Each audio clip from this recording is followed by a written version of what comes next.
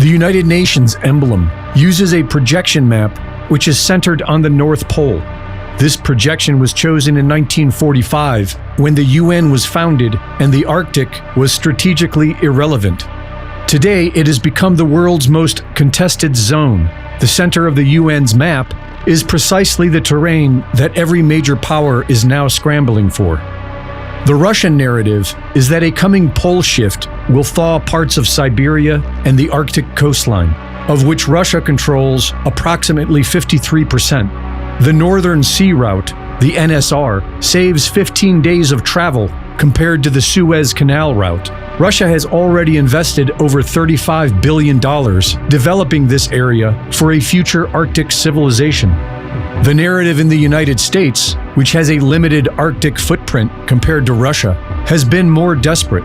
Its story began as man-made global warming, now simplified to climate change. The U.S. is hurrying to meet a 2030 deadline and is looking to acquire Canada and Greenland, which would give it the ability to dominate the Northwest Passage, the alternative Arctic trade route to Russia's NSR. The European Union has expanded NATO to include Arctic states, Sweden and Finland. In January 2025, the EU established the European Polar Coordination Office, EPCO, in Sweden's Arctic region. China's Arctic engagement can be found in their Polar Silk Road, an extension of the Belt and Road Initiative in polar waters. China has declared itself a near-Arctic state and has been investing in Russia's Arctic projects in exchange for access.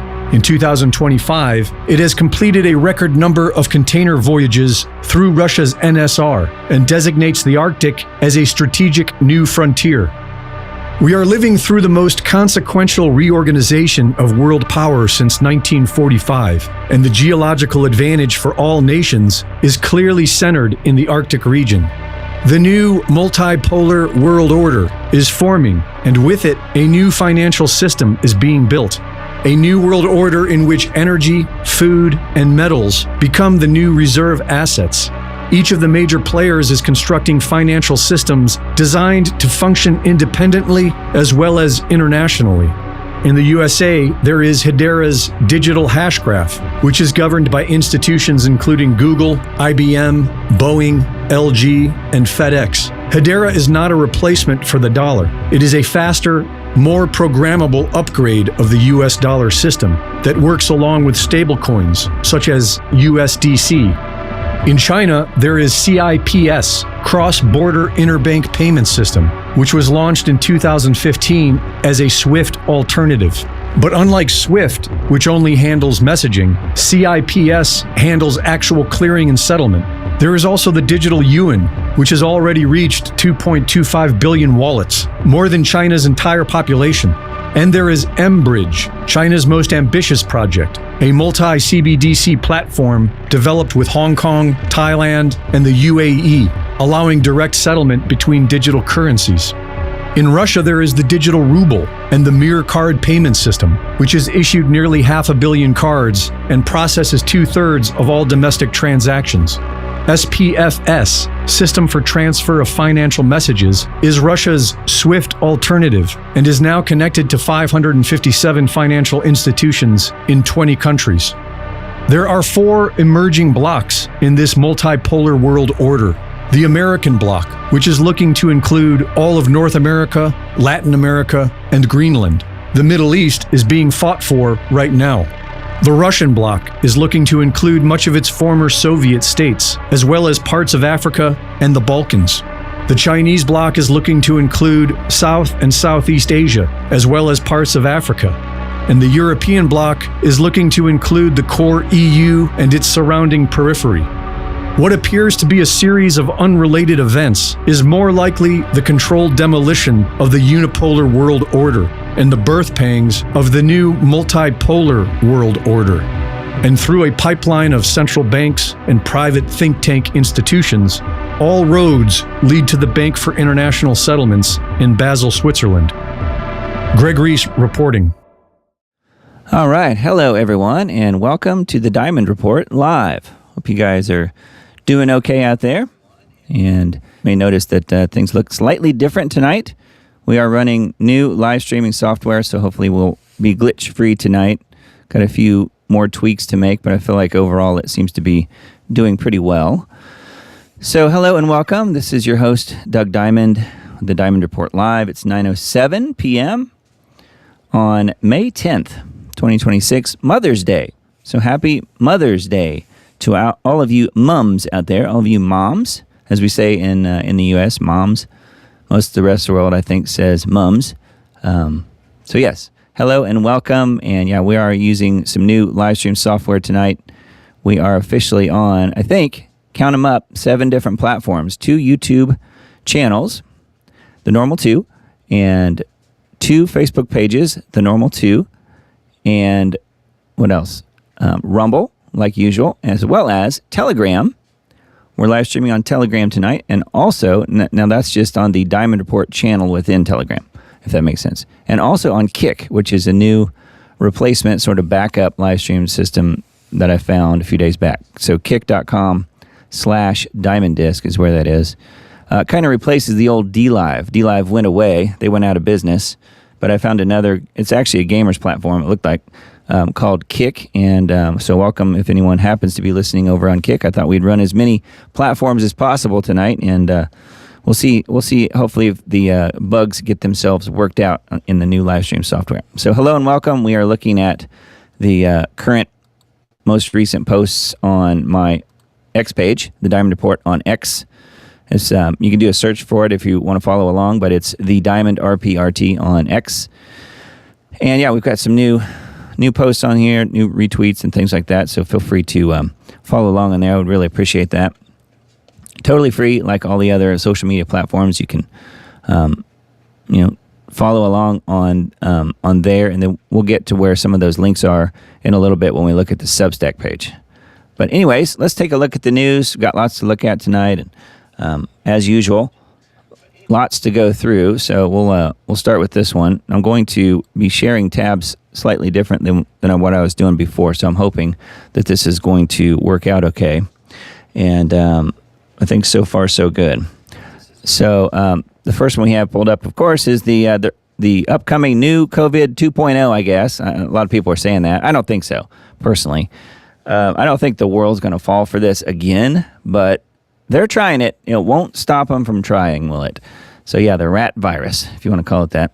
Masks, isolation, lockdown, global panic, fraud, and stupidity all, it says. This is on the Liberty Beacon. The libertybeacon.com is where this is. So, the last part seems to be incredibly true. Fraud and stupidity all.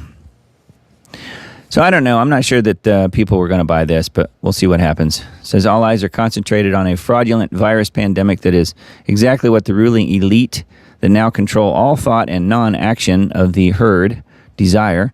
Tunnel vision and concentration on state-manufactured monsters does not allow for critical thought, nor does it allow for any sane decision-making by the general populace. Well, that's true, actually. It says race to track the rat virus passengers, global effort to stop the spread, mandatory quarantine, COVID flashbacks, and mask up are just a few of the incredibly ludicrous headlines floating around today. This asinine attempt to scare the world over a fake virus outbreak would be completely comical if it were not so devious. After the COVID fraud, how could any sane human accept this new nonsense? It is obviously a distractive measure, but even with that knowledge, who in their right mind would believe this insanity? Yes, I'm talking about the newest and most unique scare about something mislabeled as hantavirus. Some people are saying hantavirus, which might be more appropriate. Anyone who accepts this lie as real is so far lost and mindless as to be little more than a willing and obedient drone of the state. To attempt this type of fraud after the COVID scam rests only on the fact that this government and its media mouthpieces actually think that a general population en masse would not have enough brain cells left to function and have erased all knowledge of the past 6 years. They could be correct, but I sense much less trepidation this time around, maybe given the gullibility of the collective herd. That is just wishful thinking. I despise having to address and write about this. This is Gary Barnett is who we're reading his article on here. He says, I despise having to address and write about this after all that has happened, but given the push to make this global news has forced my hand. The hantavirus scam has been around for a long time, although it has always been claimed as isolated cases and said by so-called scientists not to be able to be spread among humans. That should have been an easy call, since absolutely nothing has ever been proven to spread through the air by humans, as no virus, quote-unquote, has ever been separated, isolated, and shown to cause any particular sickness spread by association or even exist in the first place. The idea of virology in any regard as legitimate is as a vast stretch of intellect. Oh, but this one is special according to the CDC. That honest and safety-driven organization that was a major factor in the fraudulent COVID hoax that killed millions by injection of toxic poison called COVID VAXXs is explaining the fake hantavirus this way. This is what the CDC says. Again, the Center for Disease Creation, as we say around here. Hantavirus are a family of viruses which can cause serious illness and death. These viruses cause diseases like hantavirus pulmonary syndrome, HPS, and hemorrhagic fever with renal syndrome. They are mainly spread by rodents. So it goes on and on. I won't bore you with all this craziness, but this is a pretty good article, I guess. Gary D. Barnett, who I've never heard of before. I don't know who he is, but I like his perspective on things. But yeah, do know that they have come up with a recent mRNA VAXX, given the fact that it takes multi-millions of dollars to develop a vaccine. This has been in the works for a while, so don't be surprised if they try and milk it for all it's worth. We'll see. I don't think people are really going to buy it. However, if you do sign up for the Hanta VAXX, here's what I found out. Breaking news. Government to give free cheese for the first recipients of the hantavirus vaccine. So it's a unique incentive program. Officials announced that the first citizens to get VAXXed will receive a complimentary block of cheese. And it's government cheese, too. So it's the best kind. Did you know that? I mean, I don't hear anyone else saying this breaking news. And that's important. When you have a rat virus, you need cheese as part of the equation. So there you go. Well, what more proof do you need? I mean, it's a really well done meme. Speaking of rats, this year we lost Ted Turner. And enough said on that, right? We can move on. Ted Turner, a depopulation enthusiast and global warming tax proponent, is dead at 87. Died, I don't know. This is an article from the 8th, so he died earlier this week. Ted Turner was a billionaire media mogul, one of the largest landowners in America as a promoter of depopulation. In 1996, he told Audubon magazine that, quote, a total population of 250 to 300 million people, that's a pretty good decline, isn't it? A 95% decline from present levels would be ideal. He funded UN population control programs and pushed 1 or 2 child policies, but he fathered 5 children on his own. So it's okay when he does it, as we said last week so many times. He also claimed that overpopulation is the cause of drive-by shootings and other social ills, but the root of the problem, of course, in his opinion, is Christianity, which posits that people are more important than sea otters and elephants. He said, quote, Christianity is a religion for losers, end quote. So hello and welcome to all of my good friends and losers out there, according to Ted Turner. You're welcome to continue to watch this particular losers broadcast, because a lot of us in this audience, as well as myself, are indeed believers, and according to Ted Turner, a loser, meaning a Christian. In 1997, Ted donated $1 billion to the United Nations, the seat of global government. I wonder if he was friends with Prince Charles then, you suppose? At the time, it was the largest individual philanthropic gift in history, $1 billion. The donation paid out over 10 years, funded programs for environmental sustainability, women's health, meaning reproductive rights or abortion, and so-called humanitarian causes.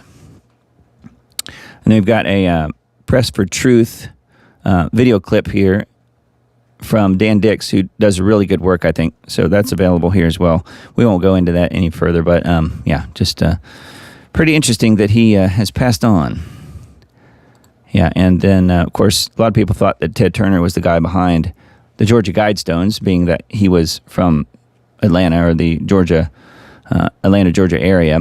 So then that brings up the whole Georgia Guidestones thing again, and I realized I didn't share the tab. Sorry about that. So this was the tab on. I got to get used to this new live stream software. This was the tab on Ted Turner. So again, we have the blurb that I read here, and then Dan Dick's Press for Truth here.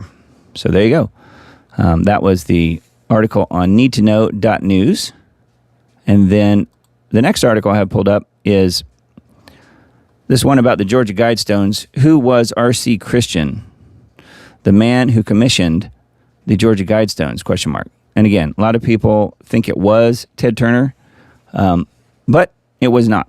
It was not. And I can say that pretty confidently that and he may have had something to do with it. I mean, he could have been involved in some of the decision-making, some of the wording, who knows what. I don't think, just from what I have gathered in researching this a little bit a few years back, that Ted Turner was directly involved. But let me read this blurb here on this page. It says, in June 1979, a well-dressed man using the pseudonym of Robert C. Christian asked Joe Finley, president of the Elberton Granite Finishing Company, to build a monument to rival the magnitude and awe of Stonehenge. The granite monument stood 19 feet 3 inches high. Many found the Guidestones offensive, as they proclaimed that the way to a perfect society is through a one-world government, genetic and racial purity, and massive global depopulation. That is, very true. They definitely like their depopulation. On July 6, 2022, it's been that long already, nearly 4 years, a bomb exploded on the monument that had stood on the property for over 40 years, partially destroying it. Many people suspected that Ted Turner was the source of the Georgia Guidestones, but there's evidence that it was another man whose address on an envelope was unintentionally revealed in a documentary by a bank owner who corresponded with the creator of the Guidestones. So here is a YouTube. I'm not really sure what this is. It's by the Y-Files. It's a channel on YouTube I've heard of. So you can check this out if you're interested. But most of the information that I have found on the Georgia Guidestones, which is somewhat interesting, was from this video, not necessarily on Daily Motion, but that happens to be where the trailer is for this film. It's a really good film called Dark Clouds Over Elberton. Elberton is a town in Georgia. It's the town, I think, right near where the Georgia Guidestones used to stand. The True Story of the Georgia Guidestones movie 2015. So this had some really good research in it, and they do reveal in this film the actual name of the person who was most likely behind all of the Georgia Guidestones funding, and who I guess he was even R.C. Christian. I don't know. But they do go into that in that film, and I do remember that particular movie being really well done. I want to say Abdullah Films is what it doesn't say right on here. But anyways, yeah, here it is. AbdullahFilms.com. So I don't know if they're still around or not, but the trailer's right here. We'll link to it in the Substack post that I send out in a couple days. But yeah, it's a really good film, and they go into a lot of details as to who R.C. Christian really was and who the person behind it was, and they talk about Turner quite a bit as well, because so many people thought he was involved. Need to know.news, Israel kills dozens in Lebanon. Despite the ceasefire, Jewish state admits it's using the Gaza model. That sounds about right. I think we've said that several times on this show, starting to look like Gaza over there in Lebanon. The Israeli military destroyed a covenant belonging to the Greek Catholic Basilian Salvatorian sisters, which was airstriked, and then a bulldozer in the southern Lebanese town of Yaroun, drawing sharp criticism from Christian organizations worldwide. Yeah, that's all they got is criticism, I guess. The IDF has been systematically destroying Christian churches and land holdings. The Israeli army razed the convent and the Sisters of the Holy Savior School in Yaroun, Lebanon, yesterday, but by what right? what does this have to do with disarming Hezbollah? European Parliament member Nathalie Loiseau challenged. Israeli airstrikes have killed dozens in Lebanon over the last several days, despite the ongoing ceasefire at the behest of Trump. The number Israel has killed in Lebanon since March 2nd is 2,659, with 8,183 people injured, and more than 1 million registered as displaced. The military tactic being used is based off of the genocidal tactic already employed in Gaza, according to a top Israeli military official. The Jewish state is applying the Gaza model, quote unquote, in Lebanon, reducing areas to rubble in preparation for occupation. So, I don't know. They can get away with it because it's okay if they do it. It says Israeli strikes have killed dozens in Lebanon over the past several days. Despite the ongoing ceasefire. Well, the ceasefire, they should have just asked. The ceasefire only has to do with Lebanon. Lebanon can't fire on Israel. That's what the ceasefire means. But Israel can continue to attack and pummel Lebanon all at once because it's okay when they do it. As we found out. Anyway, I thought that was pretty interesting and does seem to be holding true. Yes, they are just destroying everything and everyone. All right, the next article is a needtoknow.news as well. This is something that I heard about a few days ago. I have not seen this interview yet, but apparently Thomas Massey was on with Tucker on his show. Israeli lobby spends $10 million to defeat Representative Massey in Kentucky. U.S. Republican Representative Thomas Massey votes against war, bombs, and foreign aid, which makes him unpopular with Israel. Massey's voting record is adhered to the U.S. Constitution. Massey says that the Israeli lobby has spent $10 million and has fully funded his opponent, the Republican Ed Galrain, as in a primary race. Massey said that the lobbyists are trying to buy a congressional seat in Kentucky. He named the donors the Republican Jewish Coalition. That's the RJC, Republican Jewish Coalition, and AIPAC, which of course is American Israel Public Affairs Committee, and a super PAC called MAGA Kentucky that is funded by mega donors Miriam Adelson, Paul Singer, and John Paulson. The Evangelical Christians United for Israel group is also working against Thomas Massey.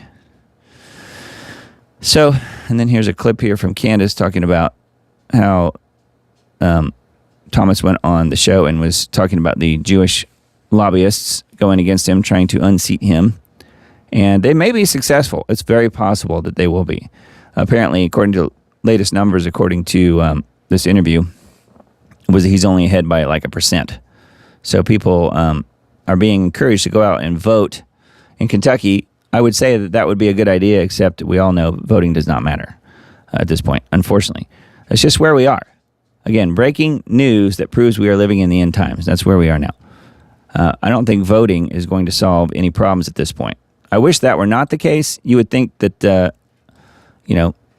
where we are in the world now, that might be helpful to vote for the right people and all that. And I think Thomas Massey's a good guy, but I just can't see it making much difference at this point. Israel is too powerful. Muslim-only day at a taxpayer-funded Texas water park canceled after the funding was threatened. A Muslim-only event at a Texas water park. Could you imagine if they tried a Christian-only event at a Texas water park? Could you imagine the outrage, the crying? It says Texas, an event called the DFW Epic Eid, I guess, EID, was planned as a private Muslim-only event intended to celebrate the Islamic holiday on June 1st at a Grand Prairie water park, but it was canceled. The water park is public and was paid for by taxpayers. The organizer of the event changed the requirement from Muslim-only event to modest dress only, saying that the wording was only meant to describe the event's modest dress code. Despite the change of the post, the event was cut. Governor Greg Abbott wrote, quote, "That's religious discrimination. It's unconstitutional. I signed HB 4211 into law banning Muslim-only no-go zones in Texas." Abbott threatened to pull the $530,000 in public safety grants if the city held the event that is now being eliminated. So There you go. That's why they really stopped the event, was because he threatened to pull the $530,000 in grants that the city would get if they held this event. Which, who knows if he really would. Abbott hasn't exactly been super honest about things over the years, doesn't seem like. But yeah, they've decided to cancel this particular event just because people were on to him. They were on to them. So yeah, anyway, that one's on needtoknow.news. Thought that was bizarre. But yeah, could you imagine the outrage if somebody tried a Christian-only event? Young, angry leftist women are destroying Britain and America. Women feel profoundly unhappy, distrust men, loathe their country, and view motherhood as an option at best. A young woman sits in a comfortable London flat or a sleek New York apartment, scrolling her feed and convinced the world is rigged against her. I think it's rigged against everyone at this point. She holds a university degree, earns a solid paycheck, and enjoys better workplace opportunities than her male peers at the same age. Yet she feels profoundly unhappy, distrusts men, loathes her country, and views motherhood as optional at best. This is not an isolated frustration. It's a clear pattern repeating across Britain and America. The data expose a growing electoral force whose real motivations threaten the long-term survival of first world nations. The widening gender gap among the young comes far more from women moving sharply left than from men turning right. Among men under 30, 72% hold a positive view of women. Among women under 30, only 50% feel positive toward men, and the figure drops to 35% among women under 25. So they really do not like men. Just 18% of women under 30 feel very positive about men, compared to 38% of men who feel very positive about women. More than 40% of the young women say men do not share their understanding of consent, while only 25% of men say the same about women. These attitudes shape daily choices. It says the young women are twice as likely as young men to say that they do not want children, 15% versus 8%. Among white women under 30, the number rises to 20%. 1 in 4 young women call differing political views a red flag in a partner. So you have to conform, I guess.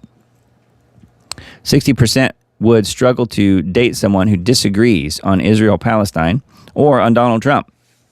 74% say that they could not stay with someone who rejects their views on social justice. Young women are showing greater reluctance than men to date. Across differences on immigration, economically, the divide grows sharper. So it goes on. There's quite a bit here, lots of numbers. So anyway, I just thought that was kind of interesting, and that does seem to be, at least that is what you see on social media. I think a lot of it would probably just depend on exactly where you are, but it does seem to be very prevalent in the UK from what I can tell. But again, just looking at social media. And then we have this one from the Liberty Beacon. Nick Shirley went to Cuba. He almost didn't make it home. Says he was almost taken hostage in Cuba. I went to Cuba to document the humanitarian crisis and show life under 60-plus years of communism and now amid the U.S. blockade. So they seized all of his cameras and except for his phone, and intelligence agents told them that basically he had to leave. So that's crazy. There's quite a few X posts here. And then a piece of, or maybe the full article, I guess, from Zero Hedge about the same thing. It says Donald Trump and Marco Rubio often accuse the Cuban regime of rolling out the red carpet for our adversaries. They're not wrong.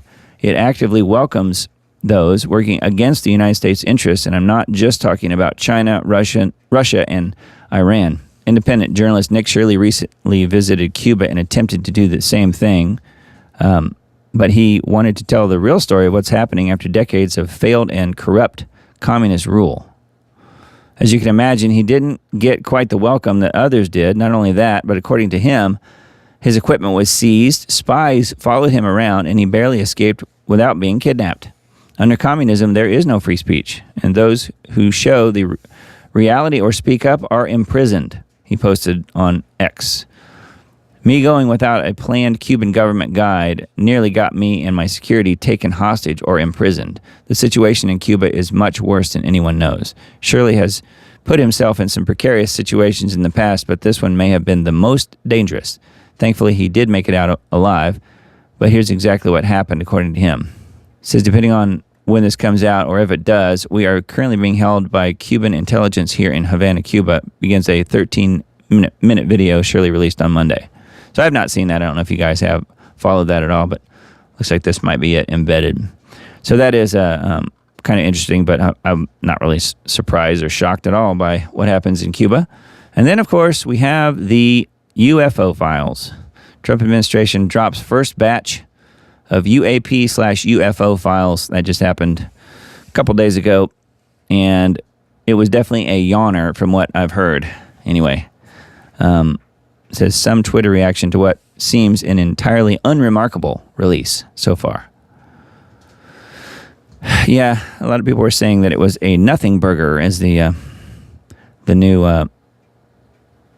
new phrase, the new saying goes. So there's some video clips here and things like that. It's all stuff we've seen before, and I think that was pretty much what was released. On Friday, the Trump administration released the first official tranche of declassified UAP and UFO files through the new presidential unsealing and reporting system for UAP encounters, which, of course, was the alternative to the real incriminating elite presidential shielding task force, which was the Epstein files. The files are hosted at the official government site, war.gov. Yeah, war.gov/UFO. This marks the start of a rolling schedule release. Says new materials every few weeks. So they're not just going to dump it all. They're just going to go through it all and probably redact a bunch of stuff and remove a bunch of stuff and then give people what's left over. It says covering decades of unresolved cases across multiple agencies with a strong emphasis on unprecedented transparency. What's included in Release 1, 162 files and supporting materials. The initial drop focuses on 162 FBI documents, all in PDF format. These are unresolved cases where the government states it cannot make a definitive determination on the nature of the phenomena, often due to insufficient data, and explicitly invites public and private sector analysis. Mainstream reporting, Fox News, New York Post, and others highlights additional materials in a broader release. Apollo 12 and Apollo 17 missions photos shows strangely shaped objects and clusters of dots in the lunar sky. Yeah, because supposedly they were on the moon. Not so sure about that one, which we won't go into that tonight. But anyway, yeah, apparently it's mostly a whole lot of nothing, I guess. And not too surprised. It's just yet again another distraction, it seems. But I thought we would at least take a look at this new site and see if anything interesting is indeed here. I like how they put it on the U.S. Department of War. War.gov is where this website is. That makes sense.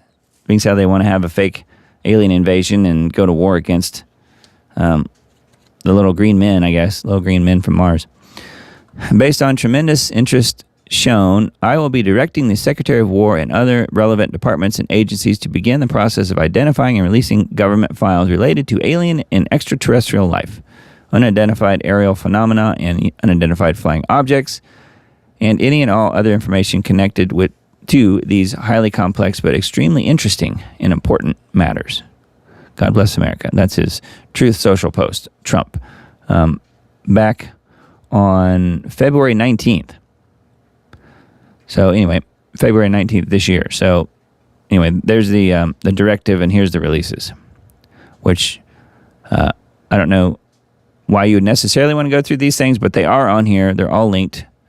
PDFs. Not sure if there's videos as well or what. There might be somewhere. So this is on war.gov/UFO. Yeah, and then here's one more about this whole thing from Truth-Based Media. Government UFO file dump falls short as expert warns we're not ready for the full truth.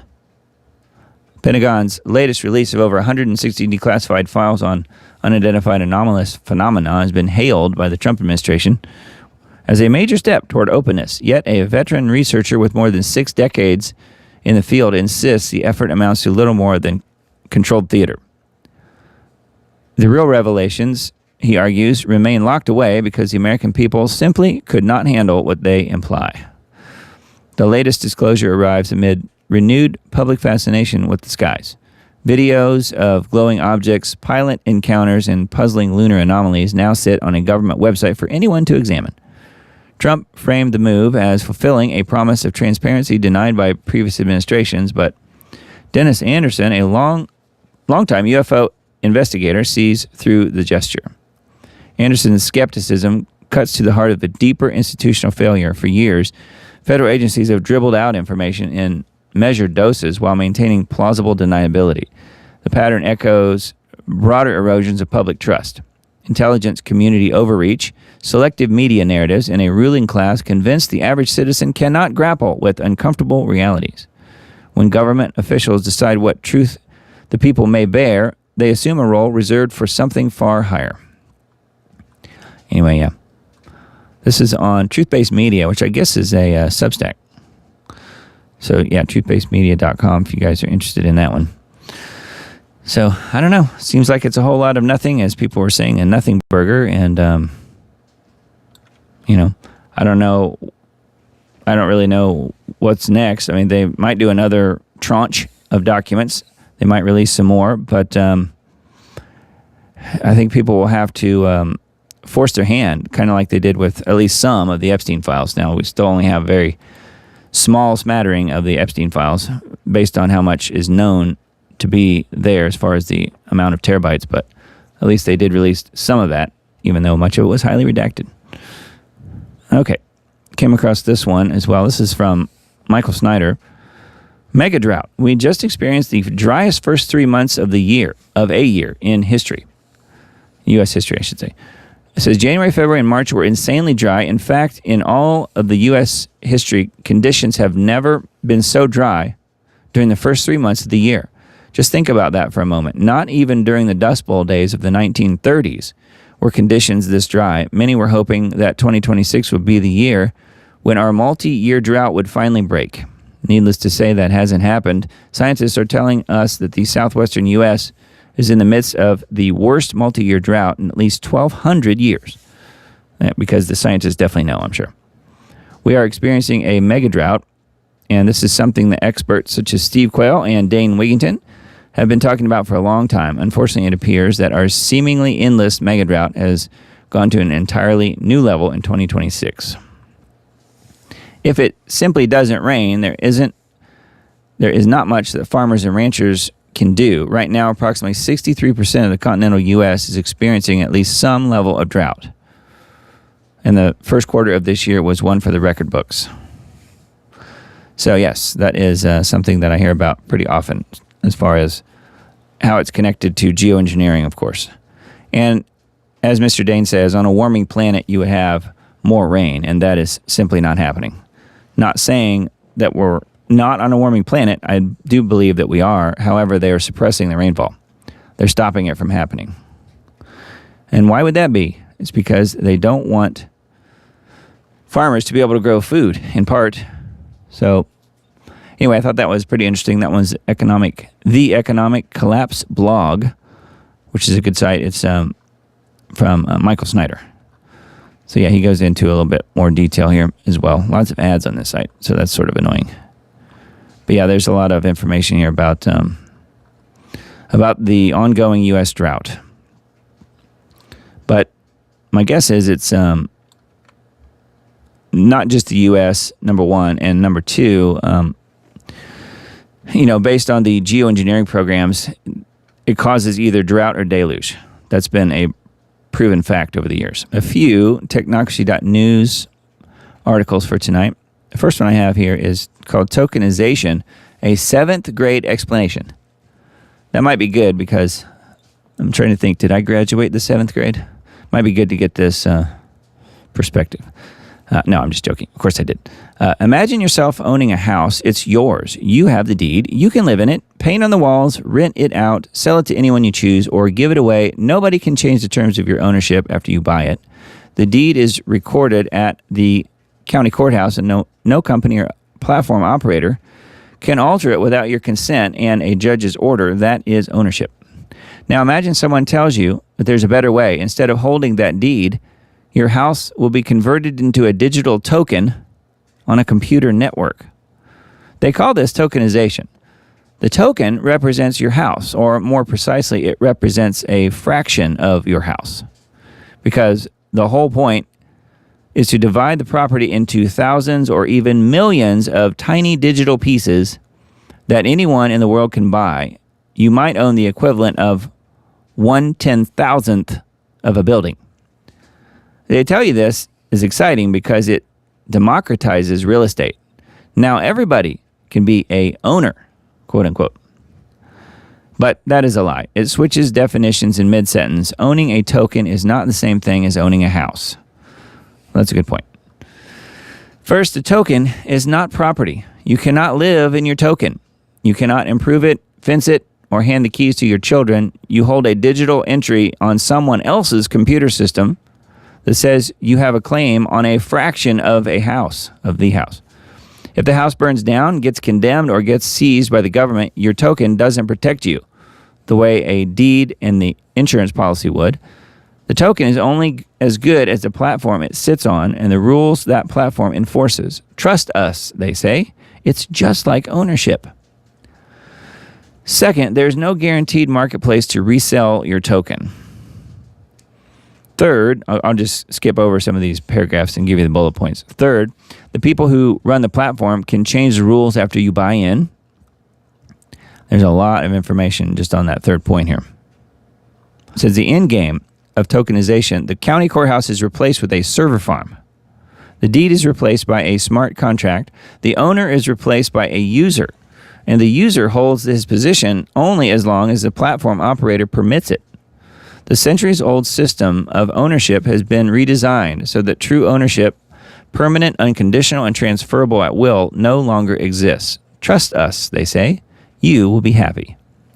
There have been con men throughout history. They promise one thing and then deliver another. Tokenization is the modern version of the bait-and-switch game. Take a lesson from Mary Howitt's famous poem written as a cautionary tale for children in 1828 called The Spider and the Fly. Yes. So, pretty good explanation here on tokenization. Okay, next one from technocracy.news. ODAWG, D-A-W-G, Defense Autonomous Warfare Group. So, another acronym. DAWG, Defense Autonomous Warfare Group. Just what we needed. From $225 million in fiscal year 2026 to $54.6 billion in fiscal year 2027, a 24,300% increase. Their agentic AI infrastructure that enables battle management and kill chain execution at machine speed is being developed at scale with drone systems from planes to ships to land vehicles. Hegseth's AI push is part of a broader maximum lethality doctrine that frames the Pentagon's sole mission as killing enemies. That is a quote here from Patrick Wood, the author of this article, and the guy who runs technocracy.news. It's a good site. It says on April 3rd this year, White House released fiscal year 2027 defense budget request of $1.5 trillion with a T. The largest proposed defense spending plan in American history, representing a 44% increase over fiscal year 2026 appropriation. Buried inside that top-line figure, but unmistakable to anyone tracking the trajectory of the defense technology investment, is a single number, $54.6 billion request for the Defense Autonomous Warfare Group, DAWG. You'd have thought they could come up with a better acronym for that. DAWG received $225 million in fiscal year 2026, the year of its establishment, but fiscal year 2027 proposes proposal represents a 243-fold year-over-year increase. By any historical standard, that is not implemental scaling. It is structural commitment, the kind of budget signal that reorganizes industrial priorities, reshapes acquisition timelines, and redefines what it means to be a relevant defense technology company for the next decade. So we have AI, agentic AI infrastructure that enables battle management and kill chain execution at machine speed. That's the overall data point here being talked about. Isn't that crazy? Utah just said yes to a data center the size of a small city, and residents are furious.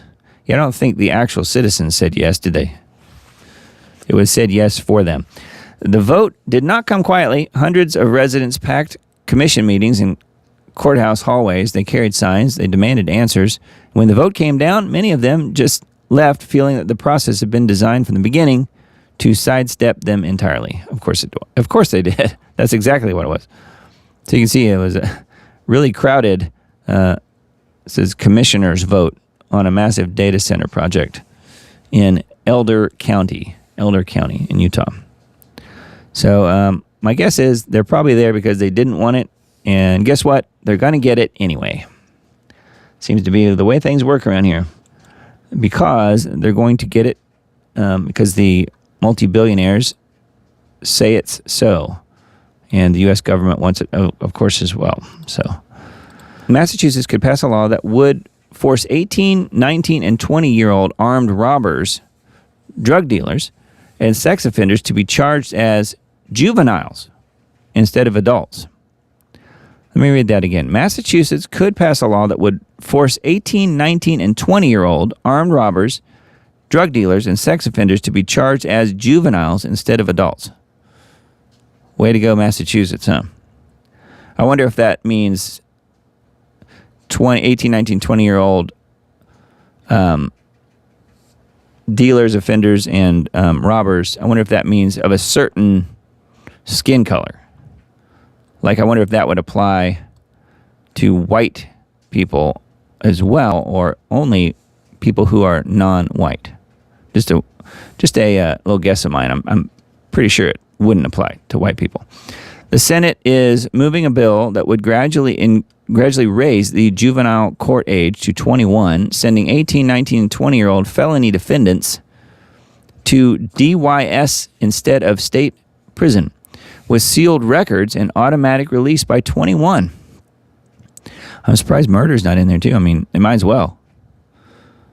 A bill quietly moving through the Massachusetts Senate and one Governor Maura Healey's signature away from law, if it clears the House, would mean a 20-year-old who deals fentanyl, sticks up a convenience store at gunpoint, or sexually assaults a child gets juvenile court. Sealed record and out by his 21st birthday. That is a license to do anything you want, pretty much, for 18, 19, 20-year-olds.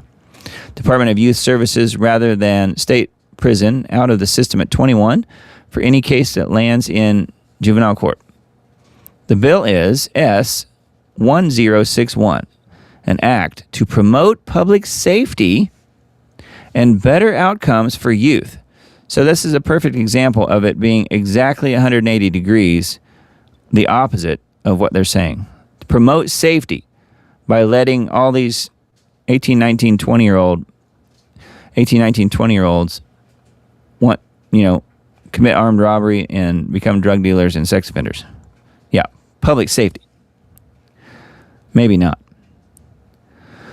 So anyway, it says the House version is H1923, was quietly sent to a study order on March 26th, effectively shelving it on that side of the building.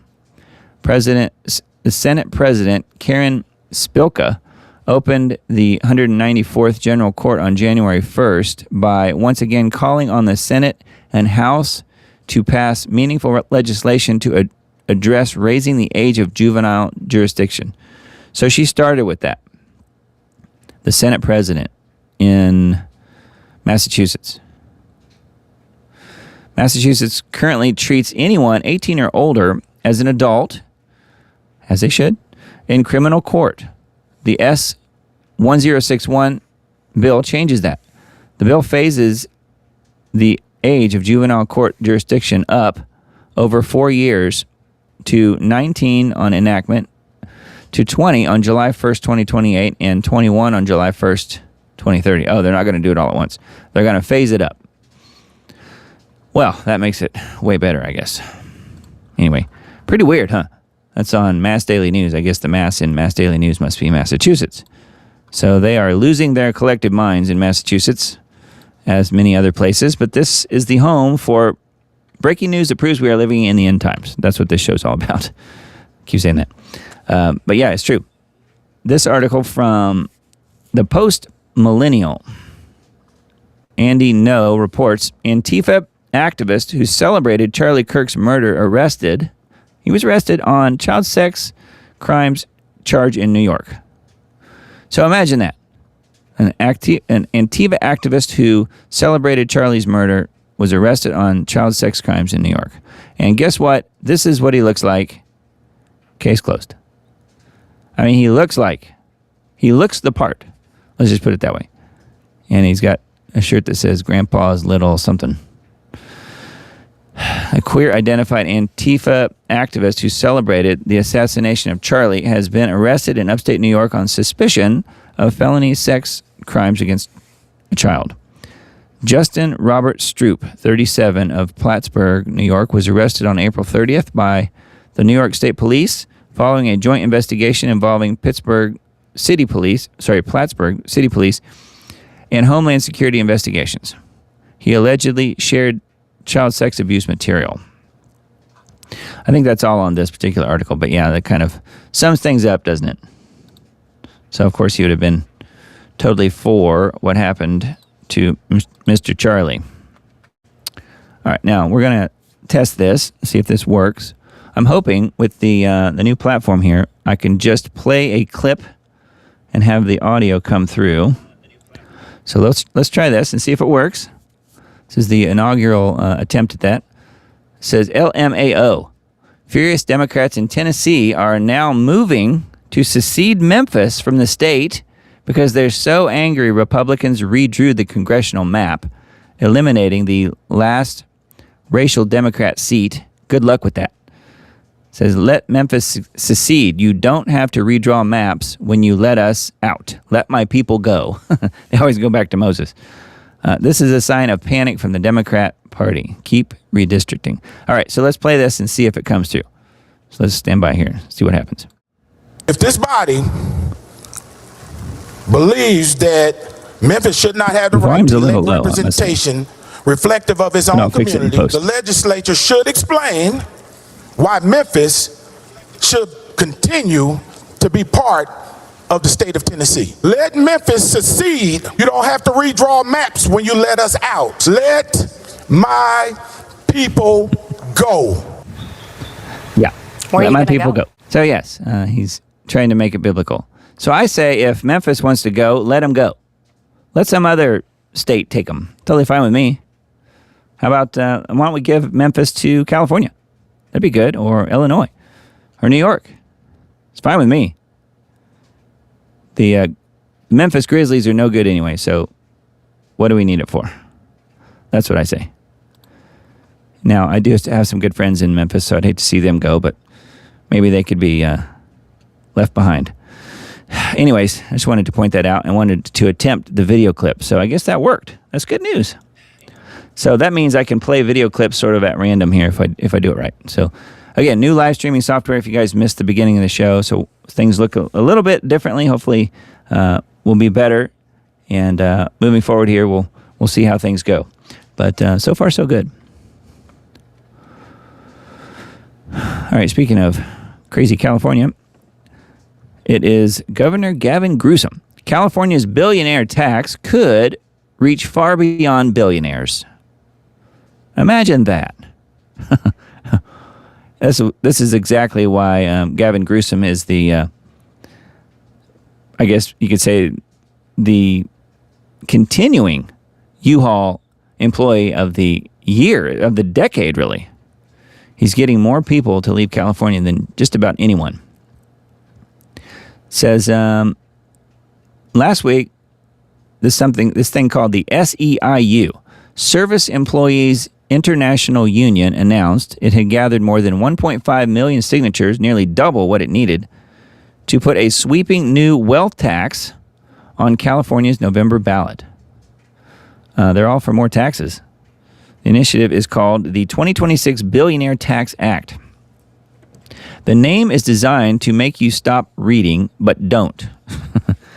And the SEIU, again, the people that started this, has spent months positioning itself as the champion of nurses, teachers, and caregivers. What it has actually done is run a $24 million campaign to put a measure on the ballot that could eventually be used to tax virtually any Californian who owns assets with no return trip to the ballot box required. Wow. The measure would impose a 5% tax on the total net worth of California residents worth more than $1 billion as of January 1st, 2026. We've talked about that before on this show. Buried in the fine print, though, is a provision allowing the California legislature to expand the tax, lowering the threshold, there's the big one, adding asset categories by simple majority vote without voter approval. The Tax Foundation has warned that the measure's design could push the effective rate on some taxpayers well above the advertised 5%. But again, the SEIU, again, the people that started this whole tax reform thing here, leaders will tell you that pensions and retirement accounts are excluded. That's true for now. What the union won't tell you is what happens to those pension funds when California's investment climate deteriorates. When founders and investors are forced to sell equity stakes to pay a tax bill, and when the state's wealthiest residents continue to leave, the damage doesn't stop with them. It reaches the pension checks of the workers that they claim to speak for. Yeah, so it goes on here. And it says nearly 30% of the billionaire tax base has already left the state. Again, U-Haul, number one sales employee right here. 30% of the billionaire tax base has already left the state before the initiative even qualified for the ballot box. 6 billionaires departed publicly before the January 1st residency deadline, including the co-founders of Google, Larry Page and Sergey Brin. And I think, was it Steven Spielberg, I think was one of them as well, and some others. We mentioned that back when it happened in January. But yeah, looks like it's going forward. And guess what? It's not exactly as advertised. Shocker. All right, we've got one here from, well, this is another Daily Signal, which is what this one was from. So let's look at this one. Netanyahu insists Iran war is not over, says Trump wants to physically remove uranium. So here is a photograph here of the President of the United States, along with Donald Trump. You see what I did there, right? Israeli Prime Minister Netanyahu said in a 60 Minutes interview airing Sunday that Trump wanted to remove Iran's stockpile of enriched uranium. Didn't they bomb it back to the Stone Age back in like June or something last year? The U.S. and Israel launched military strikes against Iran on February 28th after talks regarding the Islamic regime's nuclear program broke down. Netanyahu told CBS reporter Garrett, while the campaign had achieved a great deal, he believed there was still work to be done. Work to be done, meaning the Americans aren't done yet. There's still nuclear material, enriched uranium has to be taken out of Iran. There's still enrichment sites that have to be dismantled, Netanyahu said. And we believe him, don't we?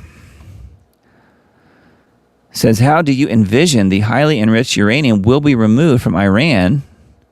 This CBS News reporter asked.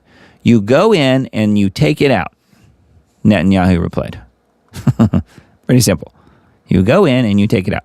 I think Donald Trump himself should go in and take it out. Otherwise, it should stay. Personally, I think that's how they should do it. All right, we've got a couple here from WNG. So this one, I'm only bringing this up, really, we do cover, cyber attacks and things like that often on this show, as many of you know. This one, I think, was being confused. I had a family member tell me about this earlier today, and was claiming that it was Canva, the well-known design site. I don't know who owns it, but Canva is a site that many, many people use for doing artwork and things like that. I've used it myself for things. It's pretty good. But Canva has not been hacked. That is not what we're talking about here. This is something called Canvas. Canvas learning platform hit by cyber attack. So note the difference here.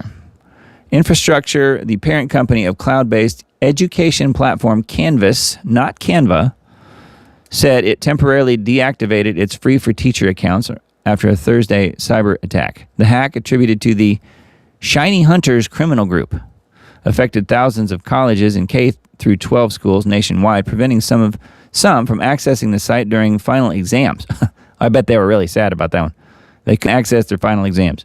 Infrastructure made the decision to shut down the free accounts after discovering the hackers repeatedly exploited a vulnerability in these accounts to access Canvas and change some of its pages, the company said. Infrastructure, that's the parent company, by the way, Infrastructure is investigating and had notified the FBI and U.S. Cybersecurity and Infrastructure Security Agency.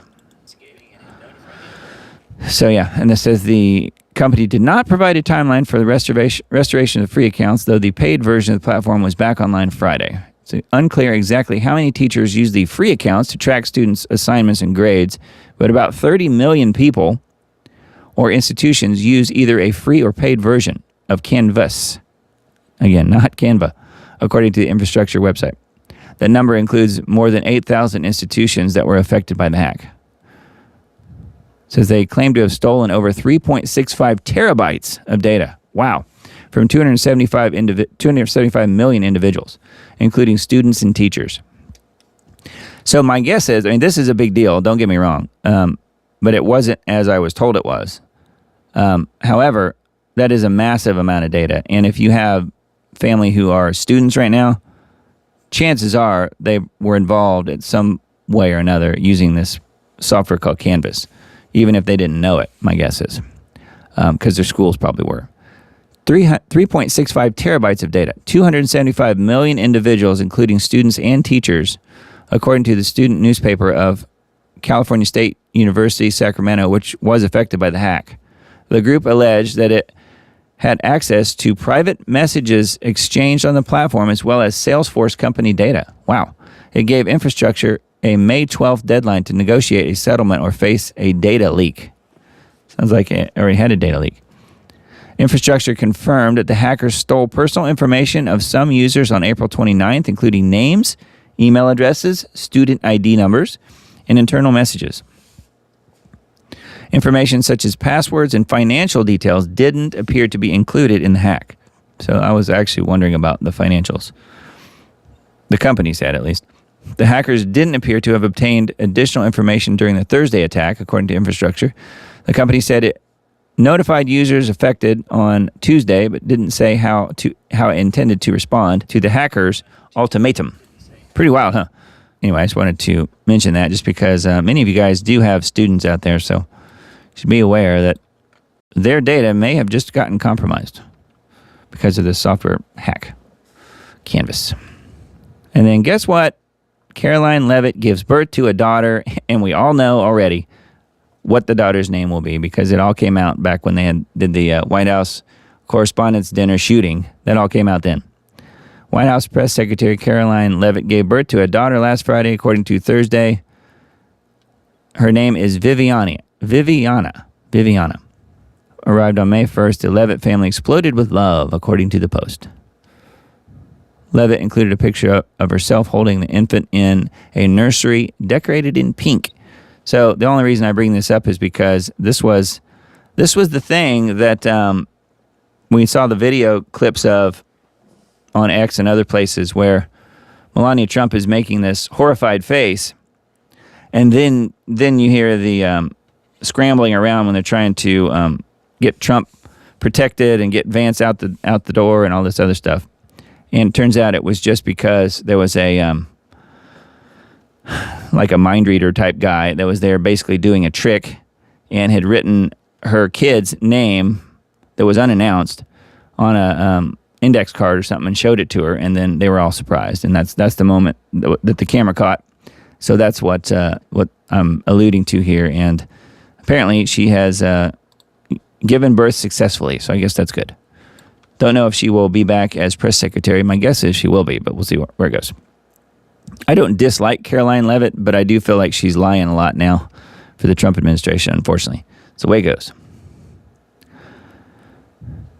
Especially when you keep that kind of company. So speaking of Trump, Trump promises one big glow in Iran if the ceasefire collapses. So yet again, he's threatening nuclear annihilation, apparently. Isn't that nice? Washington and Tehran have exchanged fire in the Strait of Hormuz, accusing each other of unprovoked violations. U.S. military has launched a wave of strikes on Iranian targets near the strait, as Tehran accused Washington of violating the ceasefire and retaliated against American warships in the area.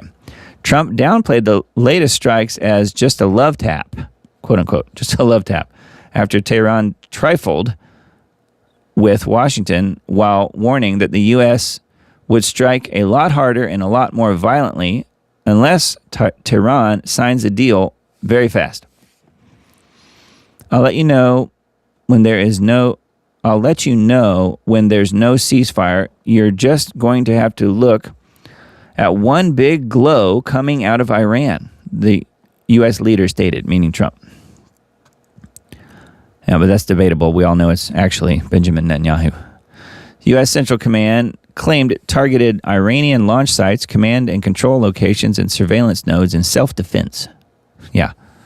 In other words, they shoot first, U.S. shoots first, hits Iran, and then if Iran responds with another attack, that means the U.S. can claim self-defense.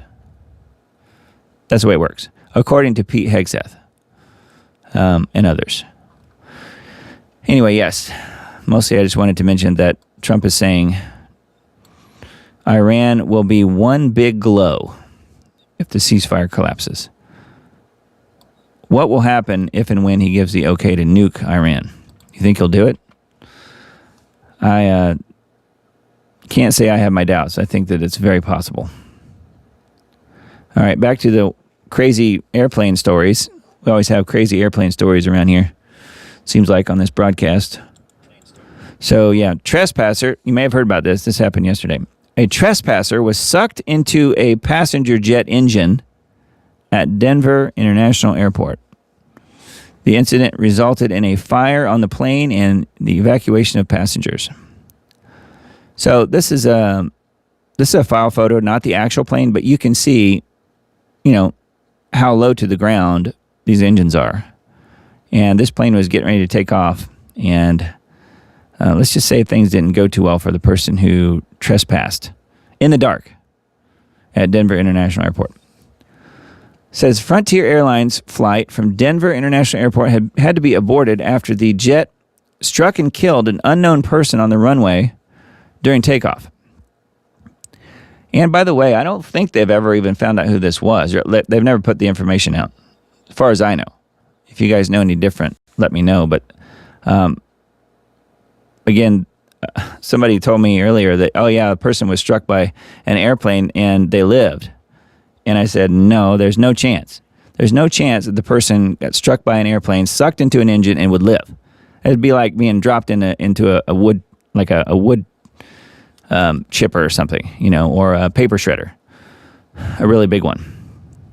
Trespasser was hit by the plane 2 minutes after jumping the perimeter fence. Late on Friday, according to the airport, videos from the scene captured the damaged engine blades, suggesting that the trespasser had been sucked into the turbine. We're stopping on the runway, the pilot told the control tower. We just hit somebody. We have an engine fire. An individual was walking across the runway. An air traffic controller was heard warning colleagues that the runway was closed after the incident, saying, quote, I do have limbs on the runway. I've got what appears to be a deceased person on the runway. One of the first responders was also heard telling control that there does appear to be human remains on the runway. Collision resulted in an engine fire and forced evacuation of passengers via slides as smoke filled the cabin and the narrow-body Airbus A321 aircraft. 12 of the 224 passengers on board suffered minor injuries in the incident, with five requiring hospitalization. All right, so here it is. Now, this is not graphic. This is the video taken from the plane as it's getting ready to take off. So let's watch this, and you'll see the huge fire as it happens when they hit him. So, Will. Tower Frontier 4345, we're stopping on the runway. We just hit somebody. We have an engine fire. You know the souls on board? We have 231 souls on board. There was an individual walking across the runway. We've got smoke in the aircraft. We're going to evacuate on the runway. I need you all to move away from the aircraft. Holy shit. We almost died. That is fucking crazy. Yeah, so anyway.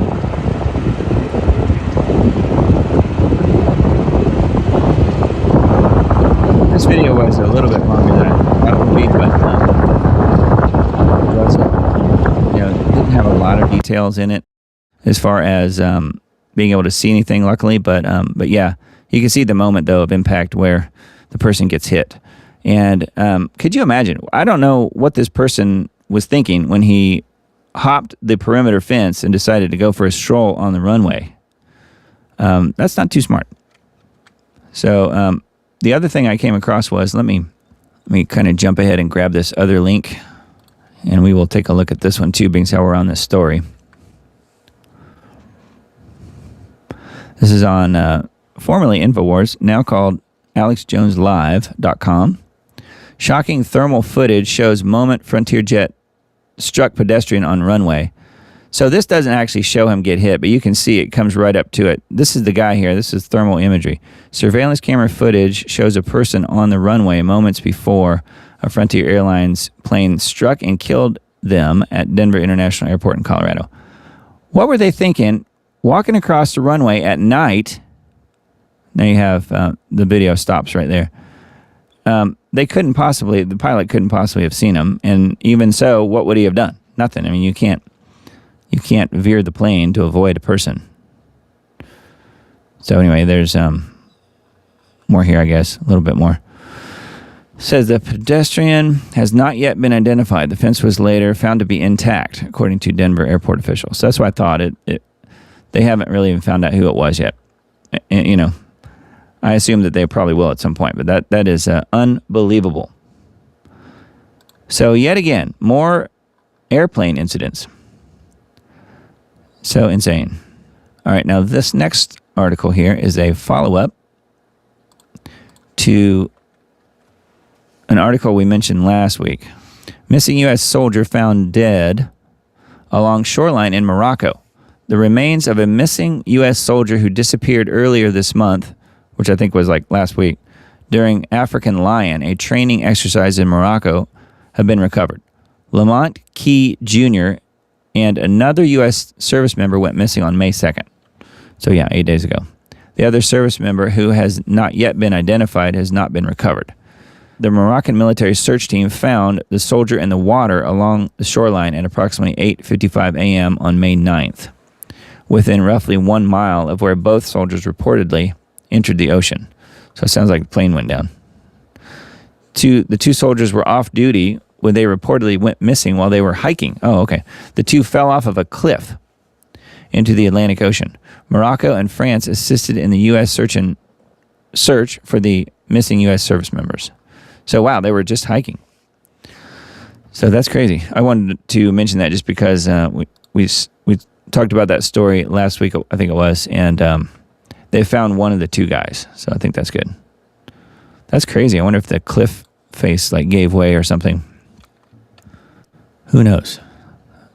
140 passengers from cruise ship at center of hantavirus outbreak begins to disembark in Spain's Canary Islands.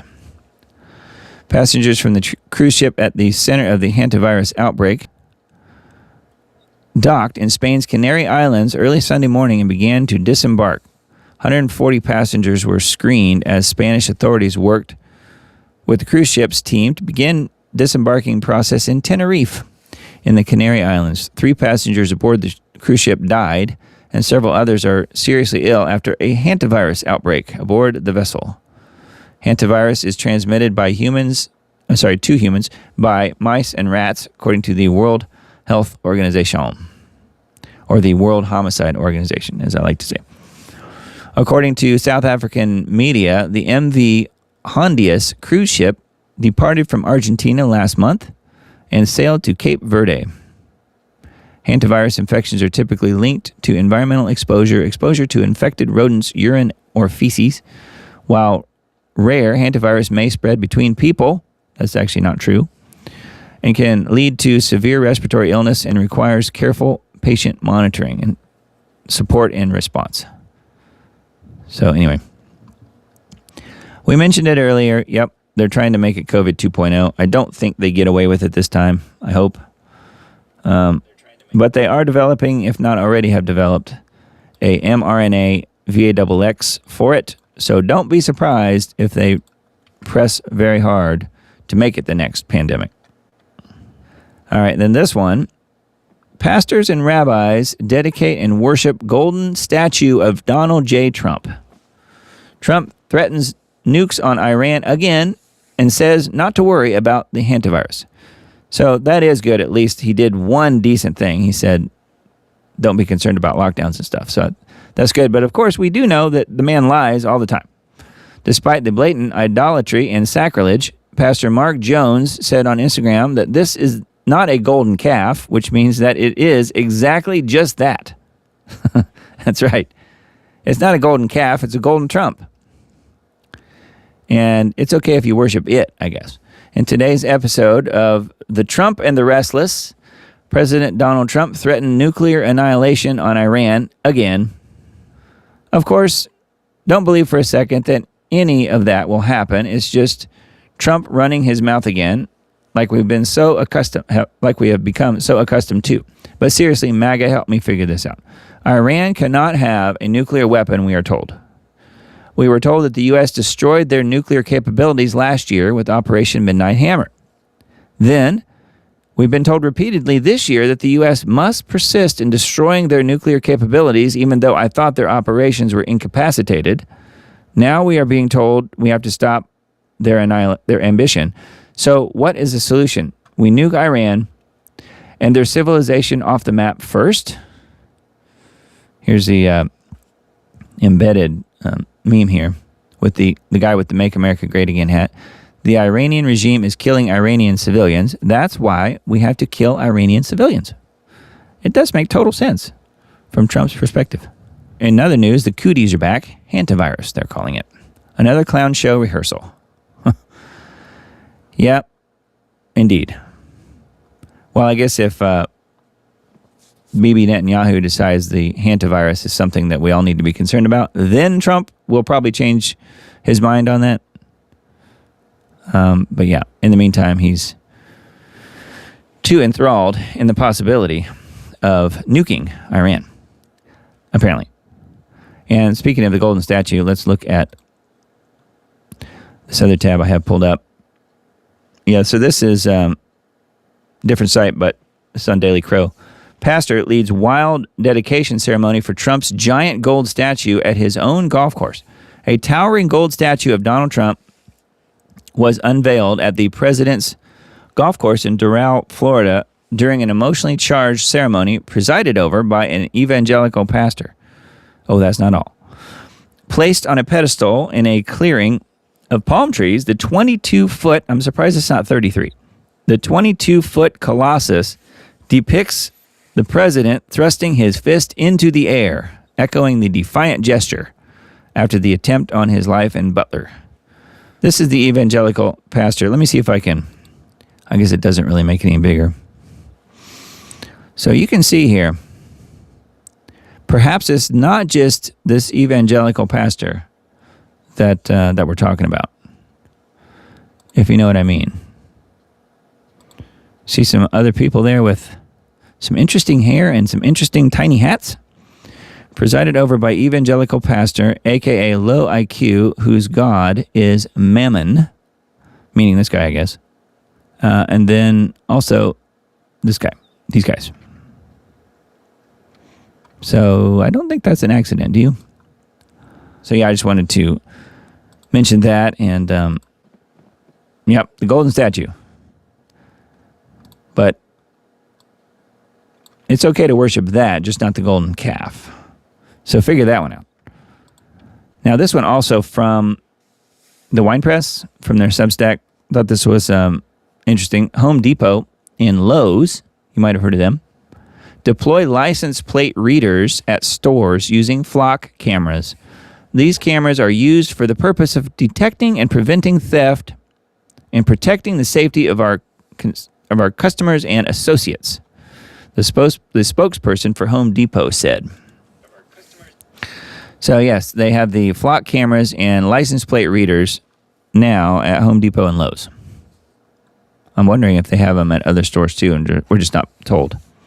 More than 24 police departments in Connecticut used automated license plate cameras to help find missing vehicles, catch people with arrest warrants, and solve crimes. But the cameras have also been installed in many of the parking lots of at least 2 retailers around the state. Again, this is talking about Connecticut, but it could be in other places as well. Lowe's and Home Depot. The automated systems take photos at the back of your vehicle as you drive to pick up spring planters or new patio furniture at the big box home improvement stores. The companies use the cameras primarily to prevent retail theft and to increase public safety, according to public policies listed on their websites. Law enforcement can access data from Lowe's and Home Depot license plate cameras in Connecticut, specifically cameras made by a company called Flock Safety. We've mentioned multiple times. And here's a video here of someone pointing out the Flock cameras here. Automated license plate cameras installed along public roads on behalf of police departments have come under scrutiny in recent months after CT Insider reported that camera data collected by Connecticut Police Department cameras was searched thousands of times by out-of-state agencies for federal immigration enforcement, while CT Insider has confirmed that more than 2, I think CT Insider is Connecticut Insider. It must be a local Connecticut magazine or something. I don't know. CT Insider has confirmed more than 24 departments use the technology. There is no public database detailing which departments use them and where they are located. So, some more information on this article, including a couple more videos, I guess, about the plate readers at the hardware stores. So that is a Wine Press Substack post. Next, we have a Leo Homan Substack post. Why does America need so many AI data centers? We talked about that last week. We don't. U.S. building more than 5,200 data centers compared to only 1,818 in China. The answer is hiding in plain sight, but nobody is looking or asking the right questions. The cost of gasoline just jumped overnight from $3.89 a gallon to $4.28 in my state of residence in Georgia, and everyone among the ignorant masses is wondering why. Gas prices in Georgia were sitting at around $2.25 a gallon before the Iran war started on February 28th, so that's a near doubling of the cost of travel in just a 6-week time frame. When you tell them that it's Trump's war against Iran driving gas prices up, people look shocked. I thought that war was over and Trump said we won, some will say. Not true, is it? No, I explain. We still have dueling blockades of the Strait of Hormuz, both by Trump and the Iranians, preventing critical petroleum products from getting to market. And by the way, if you think gas approaching $4.50 and $5 a gallon is painful, wait till farmers are forced to massively scale back the amount of crops they can grow. It's already happening, by the way. Because a significant amount of the world's fertilizer is also being prevented from passing through the water-related blockades. If you ask the typical Georgian why this extremely costly war was launched in the first place, many will parrot Trumpian talking points about having to stop Iran from getting the nuclear weapons.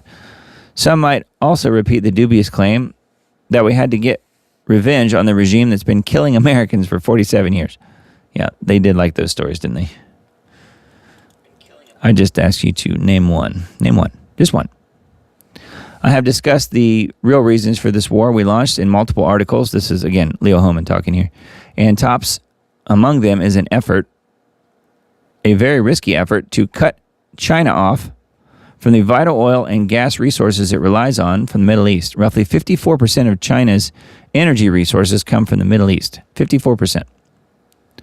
Yeah, I'm looking to see where he goes into the data centers. That's more what I was interested in on this article.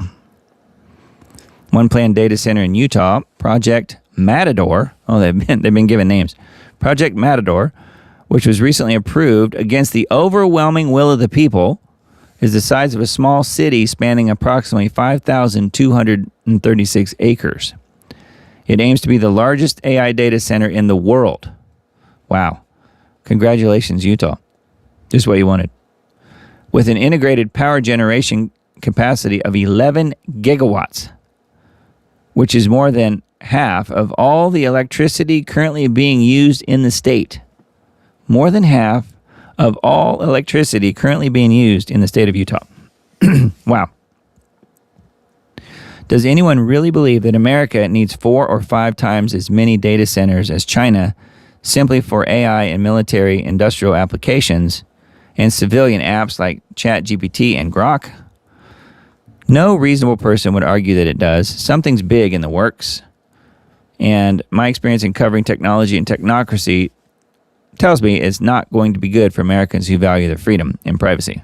This will involve much more enhanced control grid than what we already have in place, which is already unacceptable in my opinion. Yeah, exactly.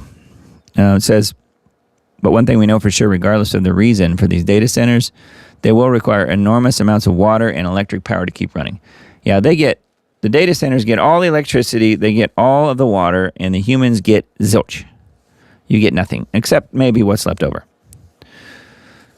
It says, and for this reason alone, our government knows it has to cut China, the biggest energy user outside of the U.S., out of the equation. That's unlikely to happen. He explains in his February 9th article about China, it has its own economic leverage that it can use against America. Yeah, I don't know if that means invading Taiwan or what that means exactly, but it says, brace for impact. The pain will be felt at more than just the gas pump. So I think Leo's right on that, unfortunately.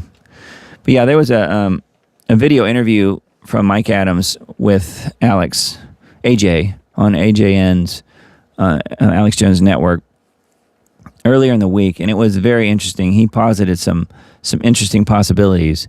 I don't have that video pulled up, but it was pretty good. I will try and remember and link to that in the Substack post. He goes into some things in that video that I thought were, quite original as far as potentially why they're building all these data centers.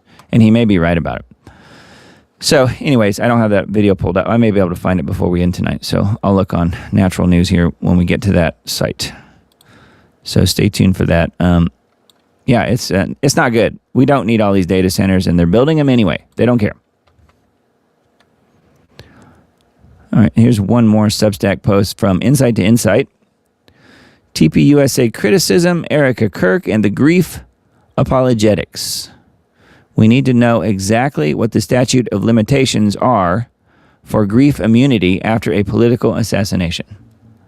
That's a good point.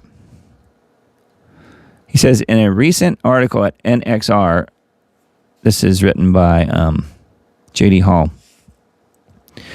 he wrote about damnation porn and the Holy Ghost widow force field. The Holy Ghost widow force field. The former is a trend in which it's become popular to tweet, post, or declare damnation clauses out into the ether, promising hellfire and brimstone for criticizing whoever or whatever is deemed untouchable. You've seen it, I'm sure. Quote, if you mock Erica Kirk, you're going to hell, end quote. Or, quote, if you hate Jews, you're not really a Christian, end quote. And the latter is a simple understanding upon which it seems a large percentage of evangelicals have naturally presumed that by the sheer status of widowhood, one is off limits to criticism for what appears to be an infinite period of time. And then he has a section here called Damnation Porn. The thing is, I'm not supportive of mocking Erica Kirk or hating Jews, and you've never seen me do either. But I didn't wear the polemics Santa hat for 15 years while fighting for the biblical doctrine of sola fide, salvation by faith alone, with papists, Mormons, and everyone in between, to just sit there and watch evangelicals tack onto the scripture unbiblical litmus tests for eternal life. We are justified by faith alone in the death, burial, and resurrection of Jesus. So he goes into more about Erica Kirk here. It says, I'm referring to the Allie Beth Stuckey podcast, criticizing her former followers and warning her current followers that mocking Erica Kirk as related to the shooting at the White House Correspondents' Dinner as an indication that they lack the Holy Ghost, according to, I guess, Allie Beth Stuckey. The Blaze headline read, Allie Beth Stuckey issues stern warning to Christian right. Mocking Erica Kirk is a soul sickness, quote unquote, and risky gamble with your soul. But I could just as easily point to thousands of others tweeting things like, quote, Jew hate means you aren't saved, period, end quote. But actually, he says, that just isn't true. Whether it's from being a polemicist or just a borderline autist theologian, the Bible simply doesn't say that. The New Testament does give love for fellow Christians as a sign of genuine conversion, 1 John 3:14, but not Jews. We know that we have passed from death to life because we love the brethren.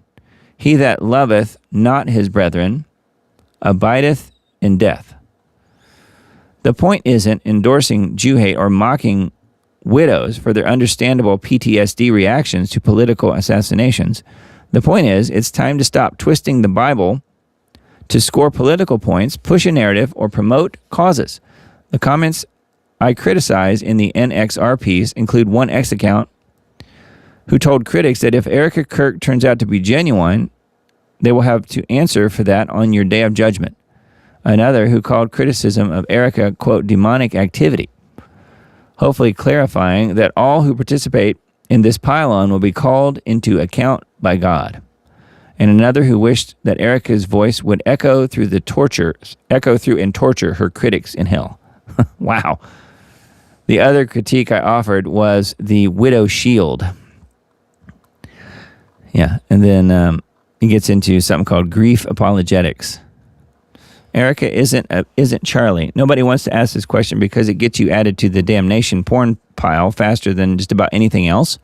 But if people actually cared about Erica Kirk as a human being rather than a political instrument, they would have, one, asked if Erica Kirk was the right person to run Turning Point USA, and two, if putting her in charge of Turning Point was good, quote, for her, was good for her.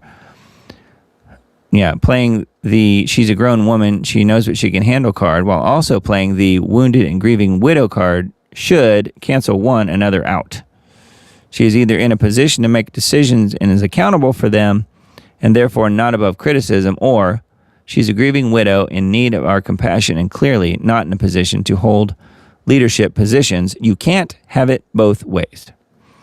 Make some good points here, I must say. So again, this is Insight to Insight, Substack. TPUSA criticism, Erica Kirk and grief apologetics. The widow shield. I thought that was funny.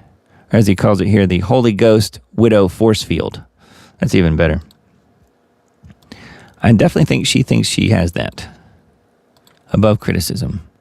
Or even if she doesn't, the people immediately around her certainly do. All right, one more Substack post here. The Star Trump Trek Wars. I didn't think it could get any dumber, and then it did. Trump's UFO website, which we just looked at earlier tonight, is hilariously stupid AI slop. I cannot keep my mouth shut about the absolute comedy gold that is this alien disclosure website. They aren't even putting in the effort at this point. There's no way a human being in government is actually this untalented or this stupid, right? Right. Please, for the love of God, someone tell me I am right. The Fox News ticker informed me this morning that the Pentagon has officially launched the UFO disclosure website. Naturally, being a professional seeker of truth and a guy with nothing better to do while my heart infection decides whether to kill me or just ruin my weekend, I went to check it out. This is written by the guy that runs the Wise Wolf.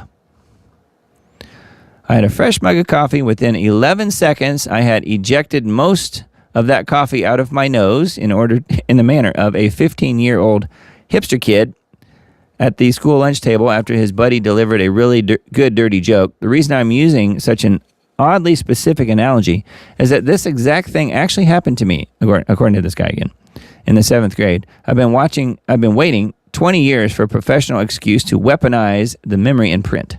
I guess he found one. The Pentagon has finally given me that excuse. Thank you, Department of War. The site is located at war.gov/UFO, and it is, to use a highly technical Silicon Valley term, vibe-coded slop. Vibe-coded slop. I work with AI every day. AI is a fantastic tool for anyone who can write a competent prompt. This website, however, was not made by a competent prompter. It was made by some intern who I am guessing here, but I am guessing with 100% mathematical certainty, opened up the chatbot and typed, "Hi Gemini, I need a website that distracts people from the fact that my boss's name appears in the unredacted Epstein files roughly 500,000 times, make it about aliens or something. Normies love glowing trash can lids. Keep it under $5. Thanks." That was the prompt. $2 in token credits, and a long lunch later, here we are. A masterclass in not even trying. This is not a website. This is what a website looks like in a junior high computer lab session before the teacher realizes you're slopping out your assignment with AI so you can get back to playing Minecraft or Roblox or whatever it is in high school these days. Yeah, so we just looked at the website earlier tonight, so we won't go back into that. But yeah, this guy is not a fan of the website. I thought that was pretty funny. 1990 CGI composite sketch. We have the official composite photograph. The Department of War took a color photograph of a random field that looks like it was taken sometime around 1974, and they decided to enhance it with a kind of CGI you would find in the 1990s Bryce 3D mock-up. Yeah, it doesn't even look even somewhat believable. So anyway, it goes on here. Star Trump Trek Wars. So there he is, Pete Hegseth and Donald Trump. Iran is currently out memeing the leader of the free world. That's true. These Lego videos are really funny. Here, let me play this. I can play it. I'm going to mute it though because it's full of music, but you can see what's going on. Iran keeps putting out these pretty amazing. I guess they're pretty much have to be AI Lego videos, but they're really well done. The Iranian video has a script, it had pacing, it had production values. The Ayatollah's media team understands AI tools better than anyone in the Pentagon. Iran has been under sanctions since the disco era. Their citizens use Toyotas like their gold bullion. Yet their propaganda arm is just outpaced our military content team using free tools and a shared laptop. This is asymmetric warfare, and the asymmetry is that Iran is asymmetrically funnier than us. So anyway, here it is. We'll link to this in the full Substack post that I send out in a couple days. So I thought that was pretty wild. Drone footage here. I'll leave it muted. Gaza City, one of the most brutal scenes in human history, has been leaked. Look at this. Gaza City. Or what's left of it. I mean, it just goes on and on and on. Pretty insane. Israeli soldier filmed this clip using a drone camera while proudly boasting about the destruction of all homes in Gaza. A moment the world must never forget. So we're just halfway through this video. It just goes on and on. I mean, they had to go through and clear out a road. Basically, there's nothing left. Wow. So how many people have been killed? I don't think they'll ever know. But apparently, it's okay when God's chosen people do it. If you want to believe that, and if you do, you're a special kind of stupid, in my opinion. But many people are. All right, well, anyway, that was kind of an interesting one. Meanwhile, in the UK nurseries are told to report racist toddlers to the police. Welsh childcare workers have been urged to contact police over suspected racist hate incidents involving children.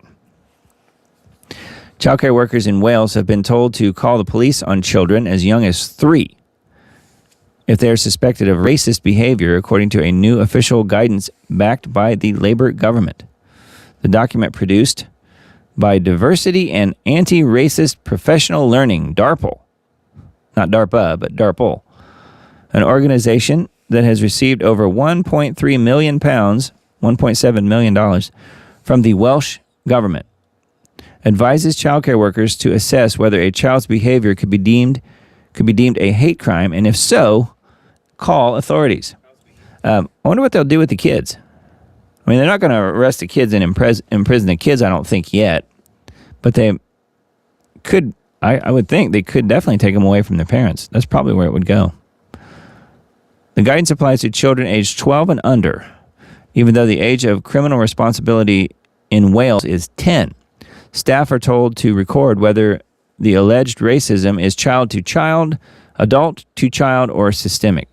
Workers are also encouraged to assess their own white privilege and audit toys, books, dolls, posters, and even snacks to ensure an anti-racist stance is visible. So in other words, if it's white, it must go. If it's anything else, it's totally fine. That's what they mean by anti-racist stance. The guidance is part of the Welsh government's wider plan to make Wales an anti-racist nation by 2030. Other projects under the initiative have included spending £10,000, $13,500 to decolonize Welsh cakes and museums. Yeah, you got to decolonize the cakes. The call to report toddlers for hate crimes comes amid growing outrage with the British government's years-long crackdown on free speech. Yes, but King Charles III is totally fine with that. Matter of fact, he's probably the one that came up with it. And note it is Wales here that we're talking about. I'm looking to see what they're going to do with the kids. It doesn't actually say. So, I don't know. But they'll probably take them away from their parents, is my guess. And then put them in some sort of a child trafficking program. That's generally what happens, isn't it? Okay, natural news. Oil falls below $100 a barrel on renewed hopes of U.S.-Iran peace deal. Now, this was dated today, but I don't know if the gas prices are lower where you are, but for me, just right down the road, gas prices were $3.99 a gallon, and then overnight jumped to $4.29. I think that's still where they are, $4.29 a gallon. So it was just exactly what Leo Hohmann said earlier in the Substack article that I was reading. But what the funny thing is, or maybe not funny, but just sad, down the road here, there's a Kroger. That was where the gas price was $4.29 a gallon as of yesterday.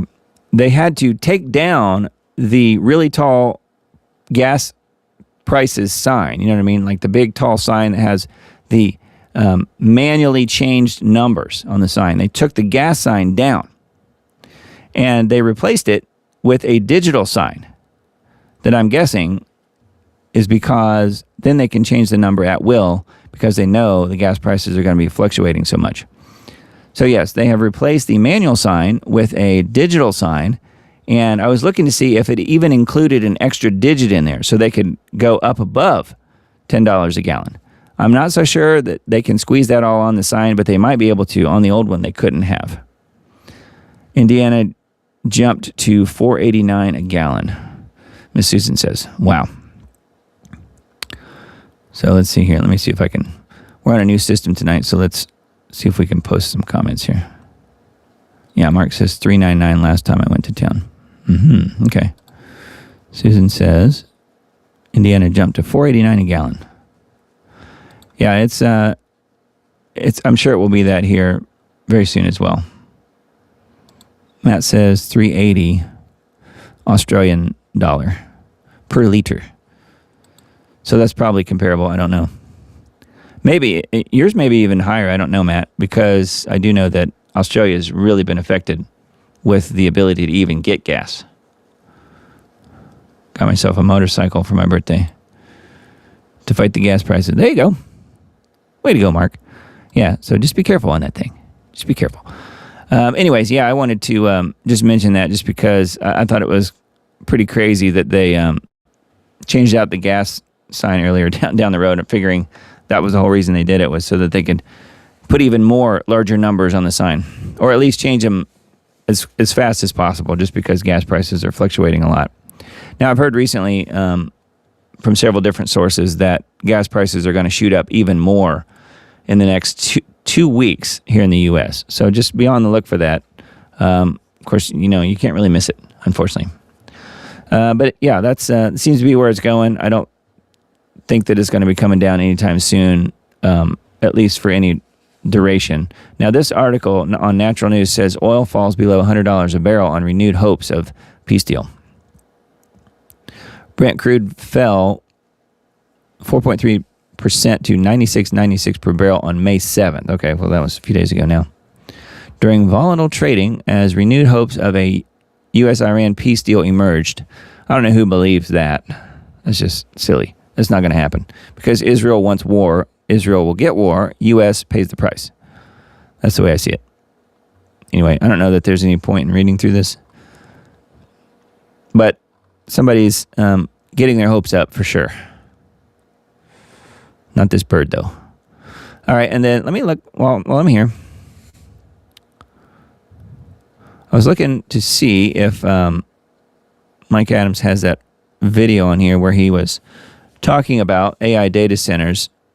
I don't see it, but I did see it earlier when I was researching what to talk about tonight. Well, here. It could be this. This says the war against data centers.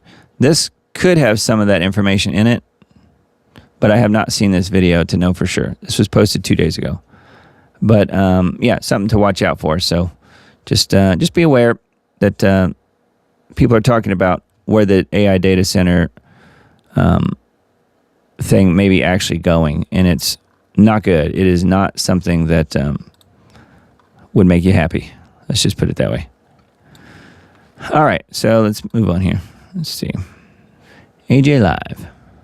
Again, InfoWars is no more, by the way. Let me see if it still does the same thing. I think it will. Yeah, see, off air.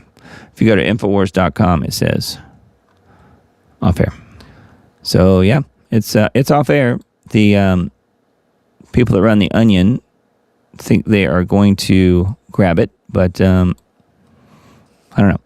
They might get it, but InfoWars has now moved to AlexJonesLive.com. So that's where this article is posted. Explosion rocks major New Orleans area refinery as fuel markets tighten. So yet another refinery goes up in smoke.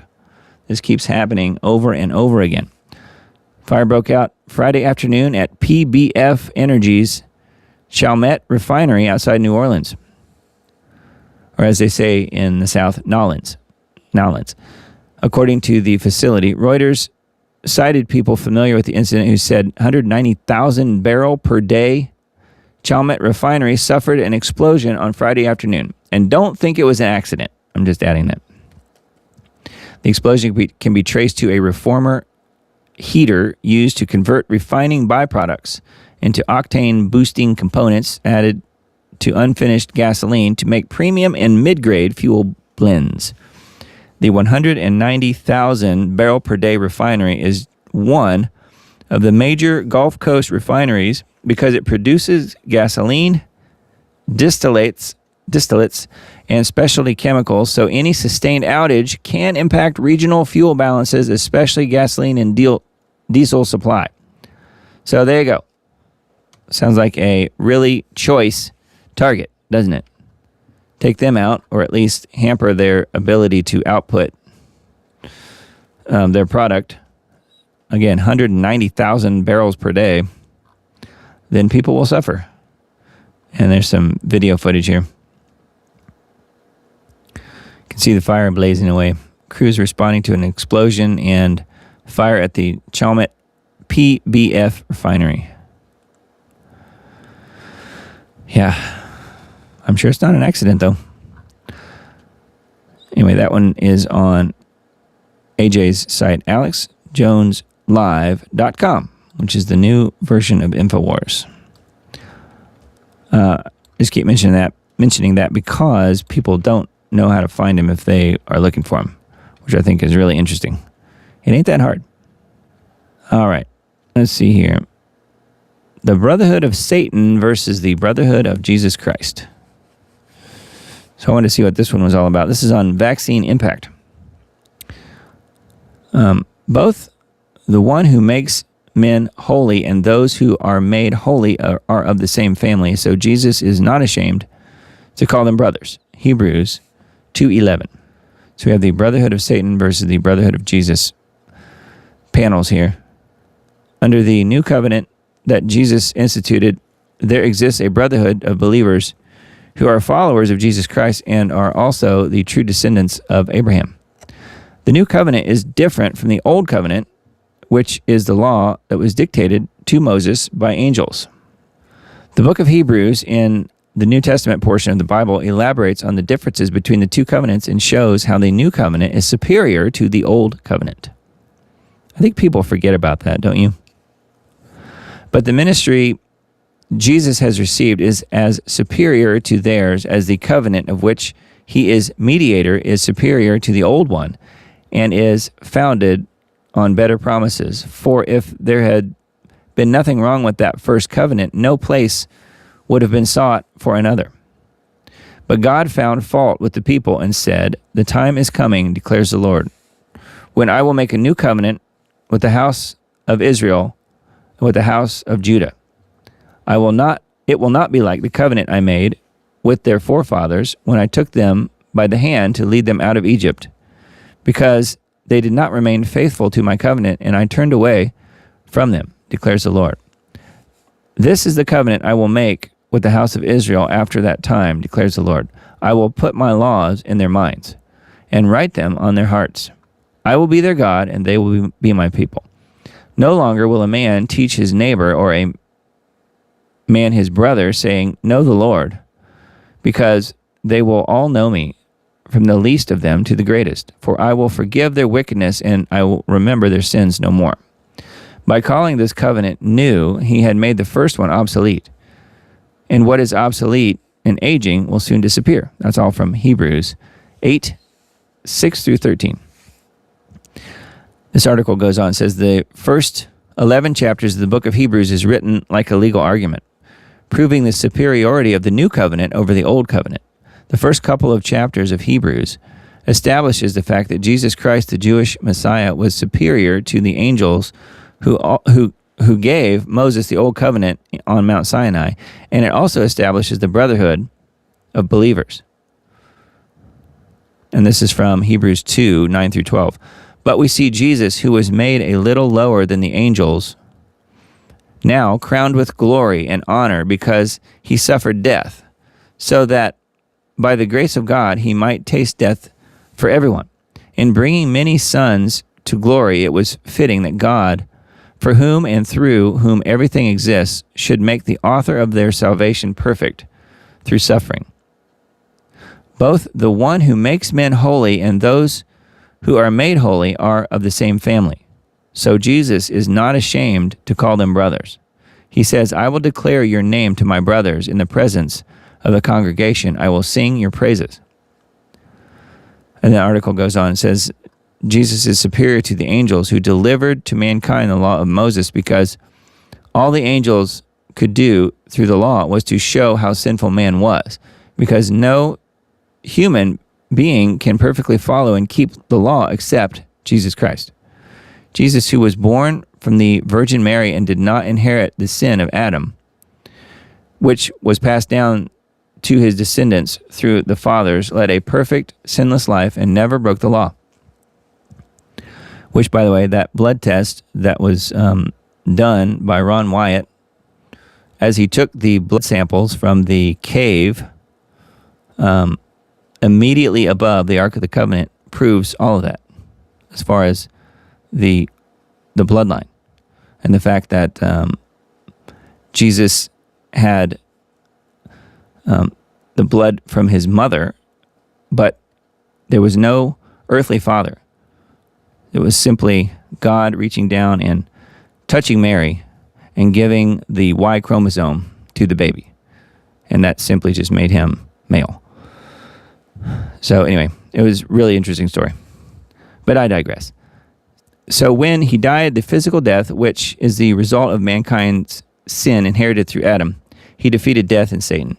He was made holy by God the Father, and in turn, all true believers in Jesus Christ are also made holy and are of the same family. Being part of this family has nothing to do with the groups you belong to, whether those groups are religious, including and especially Christianity, ethnic, or any other way of classifying human beings. You're either part of the family of God and a member of the brotherhood of Jesus Christ, or you are not. So really, really interesting and very well written, I think. There's a lot here. It goes into Freemasonry, it looks like, as well.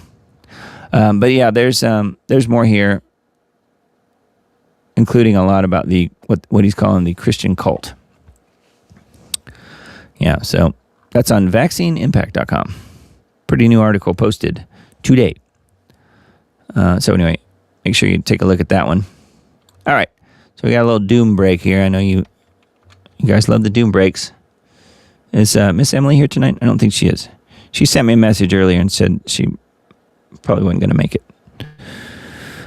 So, all right, we'll have a look at this one and close some of these crazy pop-ups. They love their pop-ups. Not just this website, but any of them these days, it seems like. I can't believe this is a real shot that was taken in a professional golf tournament. Yeah, it's pretty bad. I'm not even a golf player, but this is funny. So I'm going to play this video. This guy's face kind of sums it up. So here's what happens. I don't know how to say his name. Sunjae, maybe? Sunjae M is playing some great golf this weekend at the Truist Championship, but I couldn't help but laugh at his bunker shot that he took on 15. So here it is. Sunjae playing his got a soft spot that's been raked.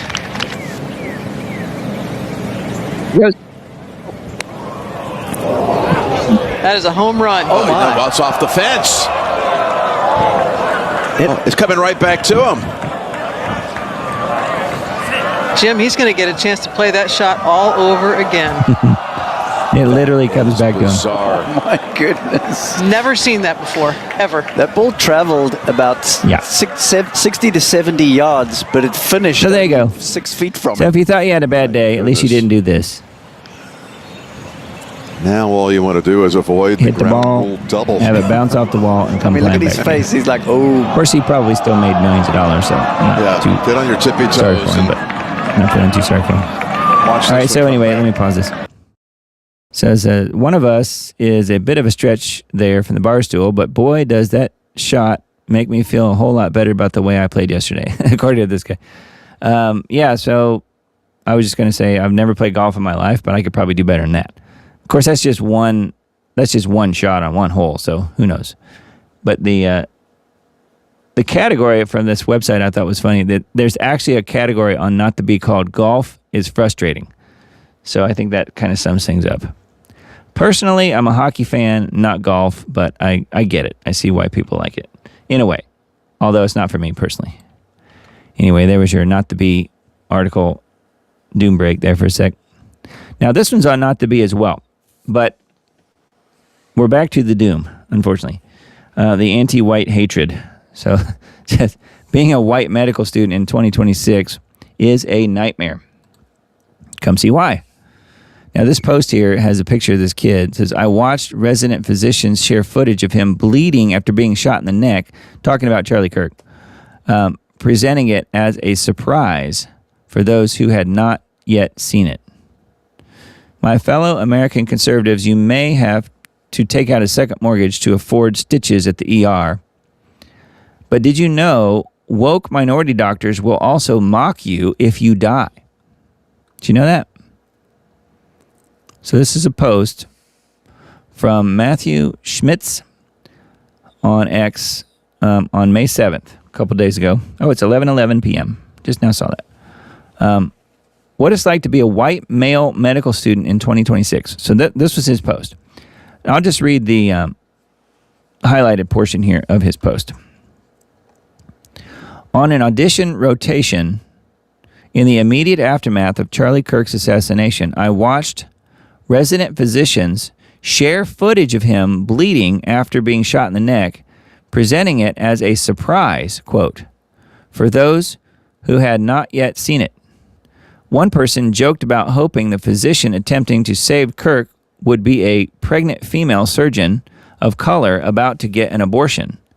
The following day in the operating room, with an attending surgeon and resident, I watched as the resident described Kirk as a misogynist, fascist, white nationalist pig who had gotten exactly what he'd advocated for. There you go. That screenshot is from a Compact article by white dude Forrest Bowler, a fourth-year medical student at Oakland University and incoming surgical resident at University of Pennsylvania. Man, he applied to med school during the insanity that was 2020. He, like many qualified applicants, found it nearly impossible to get accepted at schools. When he finally managed to talk with an admissions officer, this is how it went. Eventually, I spoke with an admissions officer at one of the schools that rejected me. He told me that I was extremely qualified and had everything the school looked for in an applicant. He said that he couldn't give me a concrete reason I wasn't accepted other than that I didn't fit the demographic the school was prioritizing and that other applicants were viewed as having, quote, traveled a longer distance to medicine. My application, he said, was evaluated through that lens, meaning he was a white guy, so therefore he had it easy and he wasn't going to get the job or get the position in the school. Smart people know there's a word for this line of thinking. Marxism intensifies. Diversity, equity, and inclusion, a.k.a. everyone but white men, went crazy for 4 to 5 years after St. George Floyd smoked his last hit of fentanyl. Bowler found himself fighting an uphill battle after noting that white applicants have to have their higher MCAT and GPA scores than non-whites to be admitted to medical school. Says he had to bust his butt to make up for his lack of dark skin. Yep. And there's even more. So, yeah. Not that surprising, but pretty interesting that, someone has experienced it firsthand and to hear what they're saying about it.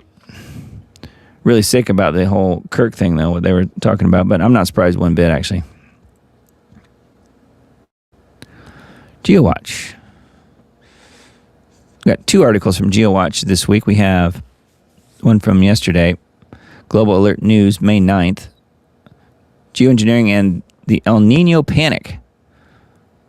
What do they have scheduled? Panic as boiling red map shows extreme El Nino hurtling towards the U.S. like a freight train. A powerful El Nino is set to reshape global weather in 2026. They've been hyping this for a long time, by the way. Biodefense implications of new world hantavirus. Frontiers in Bioengineering and Biotechnology. That's a headline from them. Hantavirus vaccine under development as officials scramble to trace potential super spreaders. They need to chase the rats first because they're clearly the ones doing all the pooping. It's the rats doing it. The mice. Are the powers that be the powers that shouldn't be fast-tracking their next round of agendas and objectives? We'll soon enough find out. So we've got Global Alert News here. And then this other video that's embedded is actually one that I created for Mr. Dane. NOAA flight found elements matching geoengineering patents. And I did several clips from his film called The Dimming that they're using to promote the film. So it says, NOAA flight found elements matching geoengineering patents. Who would have thought? We are now living in a toxic fishbowl. The air we breathe, the water we drink, the soil we grow food in, everything is tainted. There is nowhere to hide. Geoengineering is nothing less than weather warfare. Do you object? Yeah, anyway, that video is embedded here along with the Global Alert News for this week, episode 561. And then the dimmings right here as well that this clip came from. And then the other article that we posted just the day before, I think it was, on GeoWatch. For you guys that don't know, I am I've been working with Mr. Dane here for a long time, help him with his website and do the weekly broadcast that he does, do the not really mixing but mastering and editing on that, on the audio of that, and then create the Global Alert News YouTube videos that you see.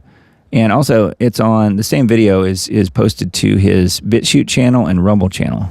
If you guys would rather be there than on YouTube for some reason, then you can go watch them there. Anyway, this one was also posted this week. Geoengineering, why would they do it to themselves?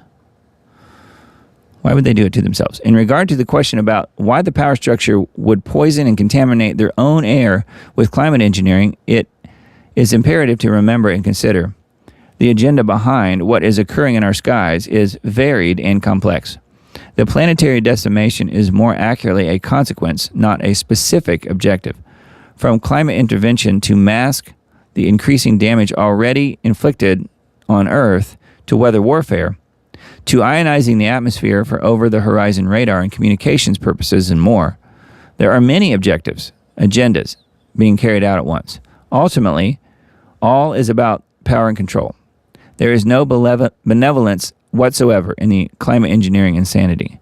Again, about why they would do this to themselves, consider the behavior of a cancer. Does a cancer intend to kill its host? No. A cancer simply continues to expand and proliferate until the host eventually dies. This is the mentality we are dealing with. The power structure does not consider the consequences of their actions even to themselves. They never have. They have detonated over 2,000 nuclear bombs, contaminating the entire planet. They continue to construct faulty nuclear power plants, even though Fukushima alone has the potential to kill all of us. There are many other examples. And then for more, there is a link to Geoengineering Answers to the Most Commonly Asked Questions. So, and then there's a short video here as well. Anyway, I wanted to mention those articles from GeoWatch this week, geoengineeringwatch.org. So have a look at that. And then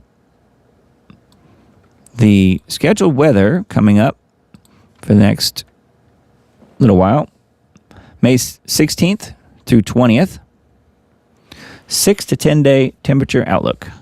The area of where I'm located is literally right smack in the middle of the hottest area. So it's going to be plenty hot where I am. It's going to be pretty hot, it looks like, everywhere. So this is what, 16th through the 20th of May coming up. It's going to be very, very warm. And I think the A in the word above is right about, maybe the B in above is right about where my house is. It's like right on top of us. Pretty strange. But if you're in Washington State, then you're near normal, it says. There's no normal. There's no normal anymore. Anyway, that is the scheduled weather coming up. And then we always like to look at the climate reanalyzer too. So let's look at that this week and see how it goes from cooler to, according to that, blazingly hot. So this is the map we're looking at, the one on the right over here. As of today, Sunday, May 10th. Again, Mother's Day. Happy Mother's Day to all of you moms out there. Let's see. We have out west, looks like, 13 to 18 degrees above normal in much of the west, especially in Nevada, as we say in Indiana, Nevada, and California. That's the hottest areas. And then Midwest and in the east, right where I am, we are 3 degrees below normal, which isn't much. So it's still pretty warm. It's got it cooler here. It looks cooler than it is, but it's because of the blues that they use in this map. Anyway, that's days 1 through 3, and then days 4 through 6 from now, you can see the heat starting to proliferate and move eastward. We have May 13th is what this map is for. We're 4 degrees below normal as of about 3 days from now. So we're going to be cool for the next couple days, and then, boom, it warms up. We're going to be 5 degrees above normal. And out west, looks like 7 degrees to 11 degrees above normal. So it's going to be pretty warm, and that kind of fits, again, back with this one, somewhat. So that is your scheduled weather coming up, at least temperatures. So I wanted to mention all of that. And I've got one more here from Israel 365 News. I always like to look at these articles just to see what they're saying. The other side, as we might say. Israel was never meant to be a safe haven. It was meant to be a light unto the nations. That's true if you just stop there. But they don't mean the little country over in the Middle East. Israel is you and me. All of us who are believers in the new covenant. Believers in Jesus Christ. That's Israel. Not whatever they say in this article.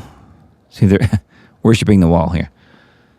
The wall of the Roman fortress, Fort Antonia. That's what's left. And if you believe that is part of the wall left from the Second Temple, it can't be. And the reason I say that is I believe Jesus Christ. And he stated emphatically that no stone will be left on another stone. And so if you believe that is the wall from the Second Temple, you are calling Jesus a liar. No stone will be left on another stone. No, that is part of the wall of Fort Antonia. It was a Roman fortress.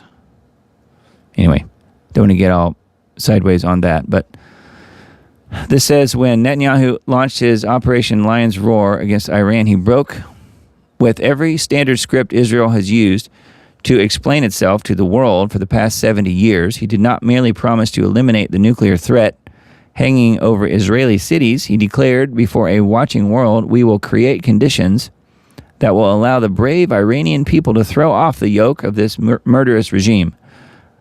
Then he added 4 words that reverberated far beyond any military briefing room. This is a campaign for humanity. Yeah, and you do that by killing everyone. It's a campaign for humanity. Makes sense to me. Doesn't it you? Well, we know that's not true. Simply not true. And, Netanyahu is simply trying to cover up the genocide that he wants to create and kill everyone who opposes Israel and the expansion of Israel, the endless expansion of Israel, and Israel becoming a superpower not only in the Middle East but across the world, and diminishing the superpower of the U.S. That's also a goal, by the way. So anyway, this article doesn't say that. I'm just mentioning that. So no, they're talking about how essentially in this article that they were the ones, Israel, the little country in the little nation state over there in the Middle East, they were the ones ordained by God. But I'm just saying, nope, that's not it at all. It's not about them. It's about the second covenant. The new covenant is what it's really about. It's about Jesus Christ. So anyways, I wanted to mention all of that. And then, let's jump over to this one. Linktree is where all of the links to the show are. And there is a QR code up there in the corner. You may see that. I haven't actually tried it. I've made a new QR code simply because of the new live stream software this week. And from what I can tell, it should be fine. I'll scan it later and double check it. But it should take you to this page. If it doesn't, my apologies. But anyway, this is the Linktree, and that is simply links to all of the different platforms that the Diamond Report is a part of. And I did add the link right here to Kick, which is the alternative live stream platform. We are live streamed to Kick tonight, hopefully.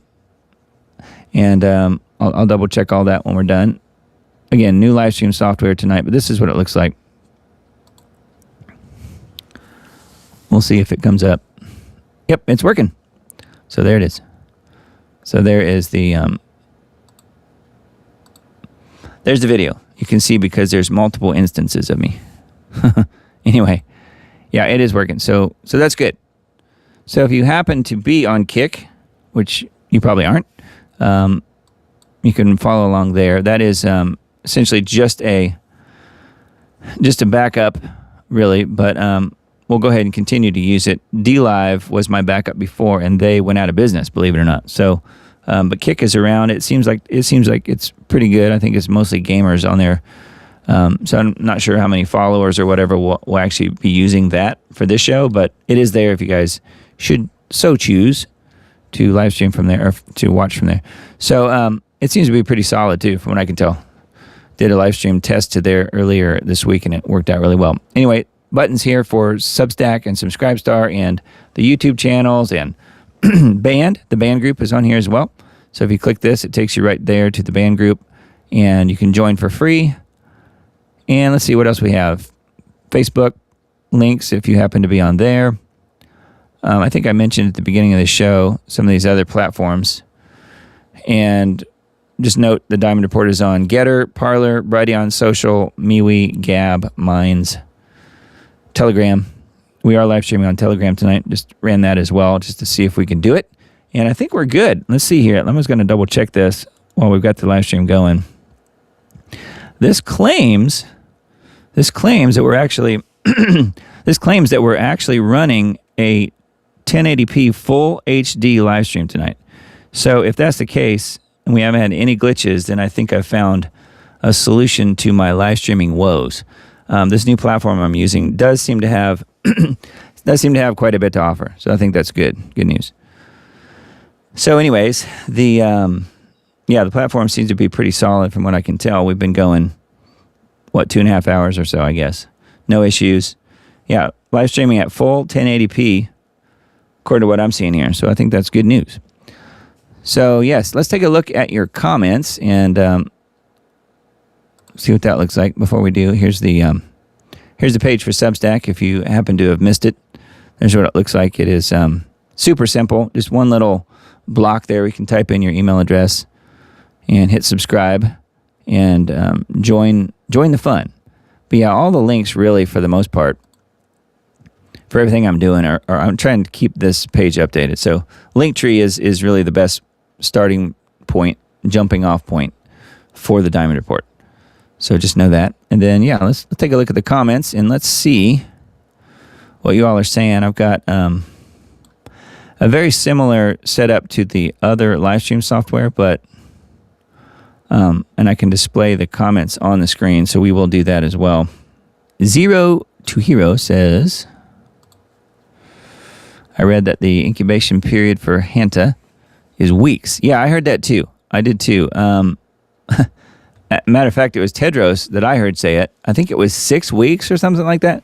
So you can be infected with the rat virus for 6 weeks and not know it. Is that right? No, that's not true. Simply not true. Yeah, Susan says 8 weeks or something. I think it was 6, what I heard out of Tedros and the fake WHO deal. Yeah. Long lockdown was my first thought. Yeah, I think they're going to try it, but who knows? Free cheese. Oh, man, this is too bizarre.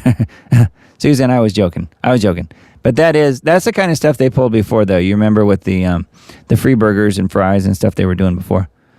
Yeah, I was just teasing about that. I don't know. I don't think I had that pulled up anymore. But that was a meme I found that was funny. Oh, Emily is here. Hello, everyone. Happy Mother's Day. I'm still with Mom. Oh, okay. That's where you are. Cool. Yeah, good point. Cities like New York City and Chicago probably have as many rats as humans. Yeah, maybe more. Yeah, tell your mom Happy Mother's Day. Yep. So Susan gets to borrow them. That's a good idea. We had a good Mother's Day out today. I got my mom. We bought some rocking chairs for our deck, and I've been so busy I hadn't had a chance to put them together. You can't buy anything assembled these days. Before long, when you buy a new car, you're going to have to put the car together too, all by yourself, with a screwdriver and one of those little wrenches. No, I'm joking, but that seems to be where it's headed. No, we bought some rocking chairs, and I put one of them together. I had time to do that, and some help from my wife. We put that together this morning, and my mom was pleasantly surprised to be able to sit in a rocking chair this morning, so that was cool. I also bought her some planters for the deck, where you can plant flowers on the banister. So that was my present to my mom. So anyway, we have to put some actual flowers in there, but that'll be something that she'll really like because she pretty much lives for flowers at this point. So I don't know if you guys have elderly parents at all, but moms especially, they love their flowers. And even non-elderly, I suppose, people love their flowers. I just think it's kind of funny. Give your mom a collective big hug, she says. I will do that. From Susan. I will do that. Yes, thanks so much. Let me see what else you guys are saying. Anyway, we had a good day today. We ended up at the Mexican restaurant a ways away from here, and had a good time with other family, and just in general, it was a good Mother's Day. Hopefully, you guys did as well. Looks like the comments are working well on this new platform. I wasn't sure that it would, just because this live stream really has been the test. Susan says gas is back down to $4.39. Didn't stay that high for too long, a couple days. Okay, yeah. So she's saying it was $4.89 a gallon originally, or earlier in the post. So yeah, I think it's $4.29 here, but that's just right down the street. There's others that are higher for sure. But anyway, yeah, I was going to say the live stream is supposed to support Rumble comments as well, although I was having difficulty getting that to work. Let me do a test post here on Rumble and see. I don't think it's showing up in my comments. I would love for the Rumble comments to work. I think there will be a way to do that. So for you Rumblers out there watching, I have a number of people over on Rumble watching. So just know that if you do want to chat, at some point we'll be able to display your comments on the screen as well. I'm not sure why that's harder for Rumble. Nothing you guys are doing. Obviously, it's the connection between Rumble and my live stream software, but at least it does support that. So I just have to figure out how to do it. It is a different method than what works with people typing in the comments on YouTube, for instance. They just show up on here and they work flawlessly. But and same should be the case as well for Facebook. Not sure if we have anybody on Facebook who wants to throw a comment on there and see if it comes up. But most people watching tonight making comments seem to be on YouTube. So that's cool. But yeah, if anybody's on Facebook watching, you want to throw a comment in there. That way I'll know if it's working. This video should be this live stream should be going to my Facebook profile as well as the Diamond Report page on Facebook too, as well as Kick and Telegram and Rumble, plus the two YouTube channels. So we are spreading the show around as much as possible. Spreading the love. You guys have some crazy comments here.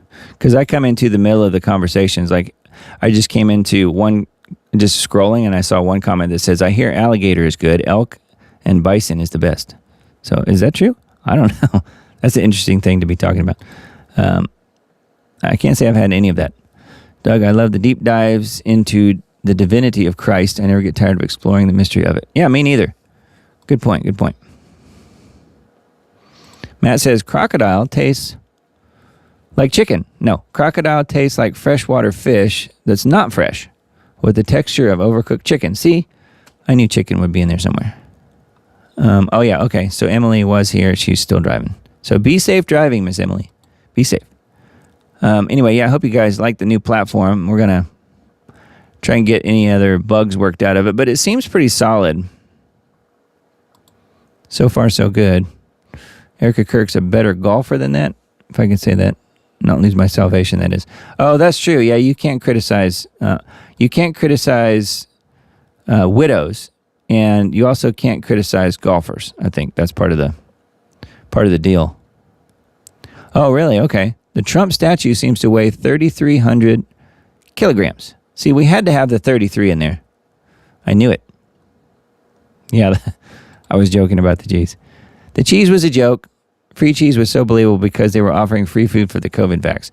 Yeah, that's right. Let me get the hantavirus. Yes. So it's on a different computer that I'm using. That's why it's a little tougher. That little graphic is. So here's the visual of this. Government to give free cheese for the first recipients of the hantavirus vaccine. Yeah, it's a joke. It's a joke. But it does seem believable because it did happen before. It wasn't blocks of cheese.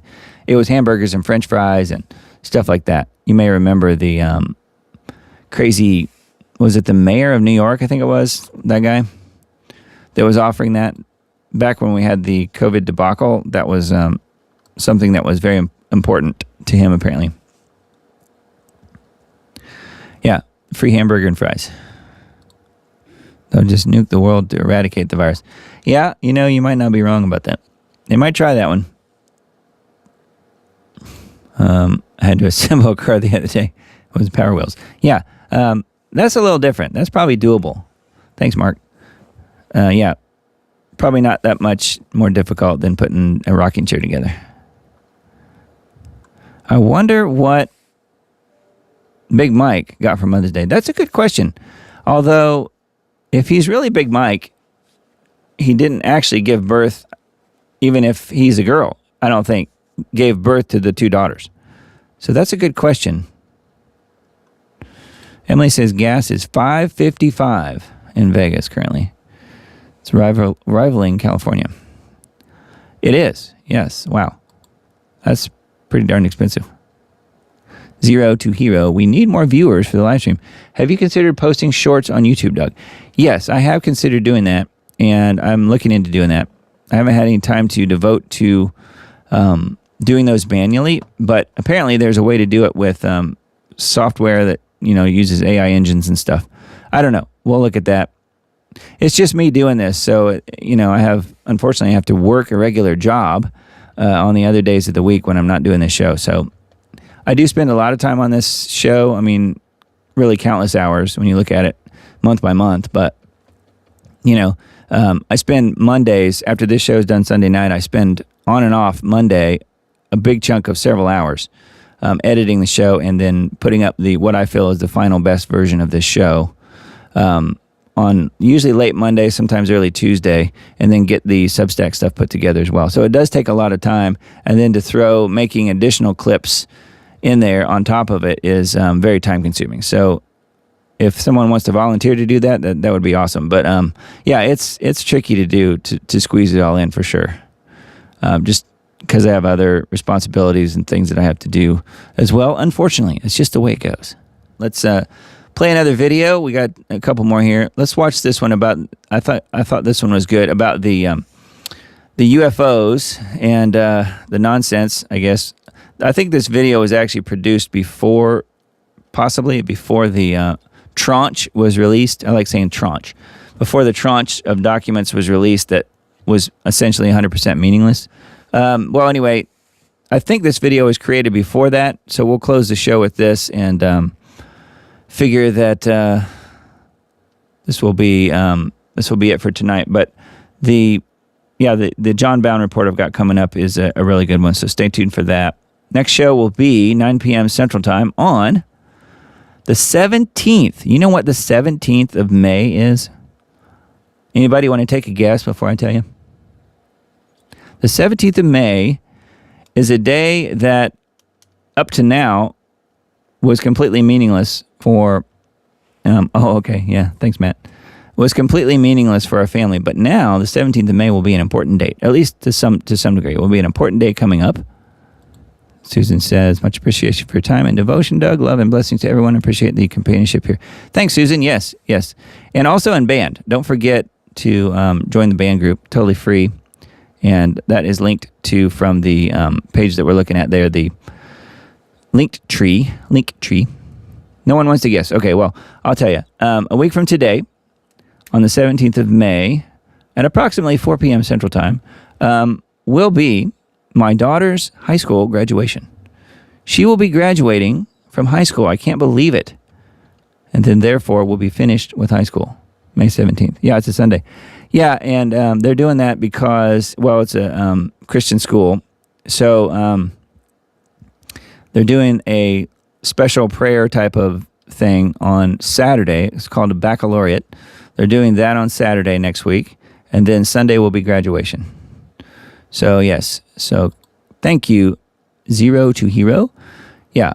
So, her name is Jenna Diamond, and she will be a high school graduate as of a week from today. So, that will be a big day for our family, but we're still going to do the show and everything. That won't change because all that stuff will be earlier in the day.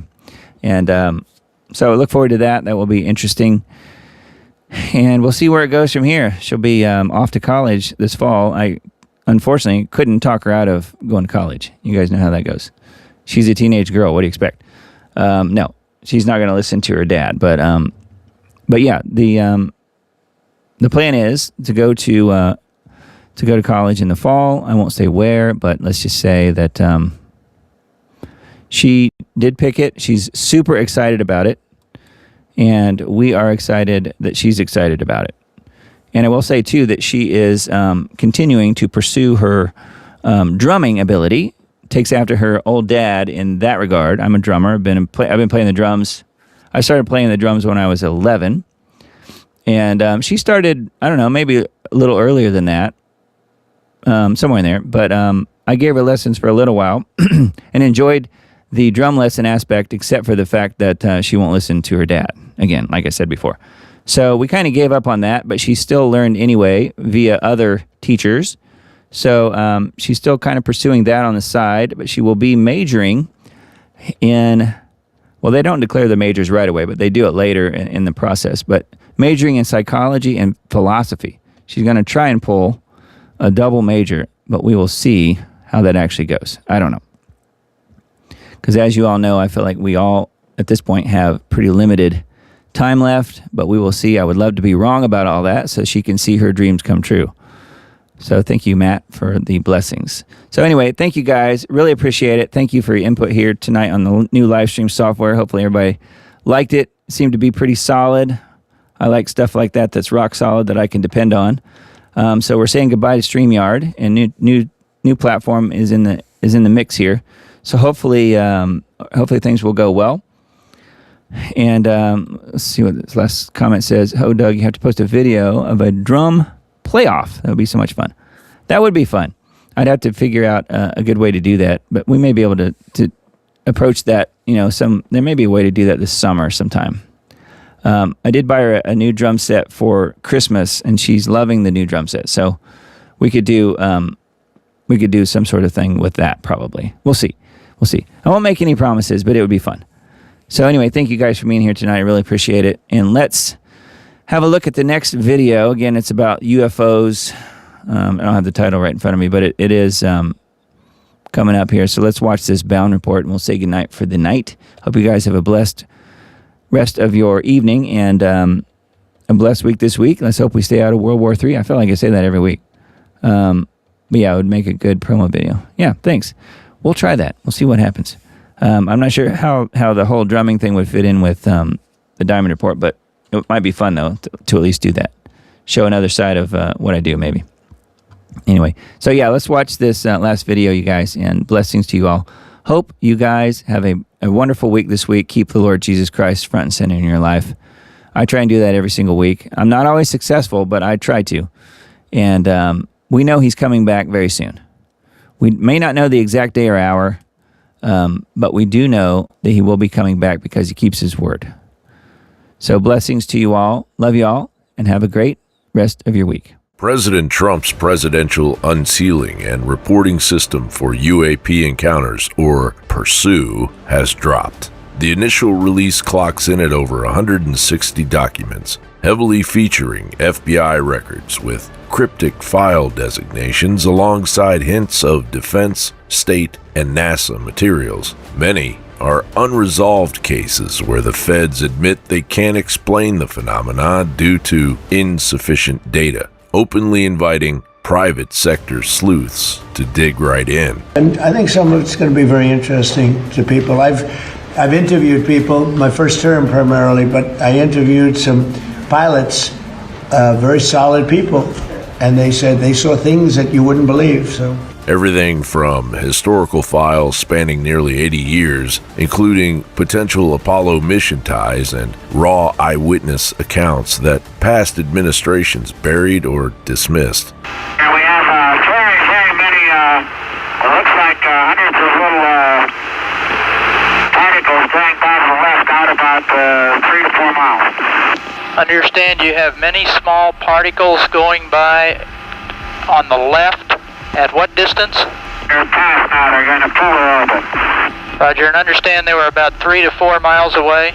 But one can't help but wonder, why now? And why flood the zone with FBI heavy docs that leave more questions than answers? Pilots, military observers, and civilians have reported objects defying physics with instant acceleration, no visible propulsion, transmedium travel. This release feels like the veil may be cracking, but is it full disclosure or a carefully managed drip to test public reaction? So you think they're demons? Well, look, I think that celestial beings who fly around, who do weird things to people, I think that the desire to describe everything celestial, everything as otherworldly, to describe it as aliens, I mean, every great world religion, including Christianity, the one that I believe in, has understood that there are weird things out there, and there are things that are very difficult to explain. And I naturally go, when I hear about sort of extra natural phenomenon, that's where I go to, is the Christian understanding that, you know, there's a lot of good out there, but there's also some evil out there. And I think that one of the devil's great tricks is to convince people he never existed. You have a lot of the far-right religious people who don't understand the cosmology and the physics of interstellar travel saying it. And it's a bunch of superstitious claptrap. According to the men who were present, who have the information, they said to these pastors, you're going to have two responses more than likely when all this information is eventually released. Now, I don't know what the total information is. I know a little bit about what it's about, but apparently whatever this is very serious. And number one, you're going to have people who are going to say, if there are galaxies and there are allegedly other creations in the galaxies, then the whole creation story is a myth. And you're going to have people that's going to apostatize and turn from the Christian faith because they have no answer for what they're about to hear. Then they said the opposite will be. There will be a group of people who are not followers of Christ, are not followers of the Bible, and they're going to freak out, and they're going to come to pastors, ministers, and teachers and say, what is this? Is this really real? This rollout echoes elements of Project Bluebeam, especially with its religious implications. Could it all just be a royal scam? Staged celestial events? Fake alien invasions, or religious apparitions via advanced tech to usher in a one world order? While this UAP dump appears geared toward genuine openness under Trump, the timing and emphasis on unresolved anomalies could serve as psychological preparation, normalizing skybound mysteries in an era of rapid drone and projection breakthroughs. If Bluebeam's playbook involves manufacturing consent through spectacle, these files might be the soft launch, arming citizens with data while elites retain the real deal tech. John Bound reporting for the Alex Jones Network.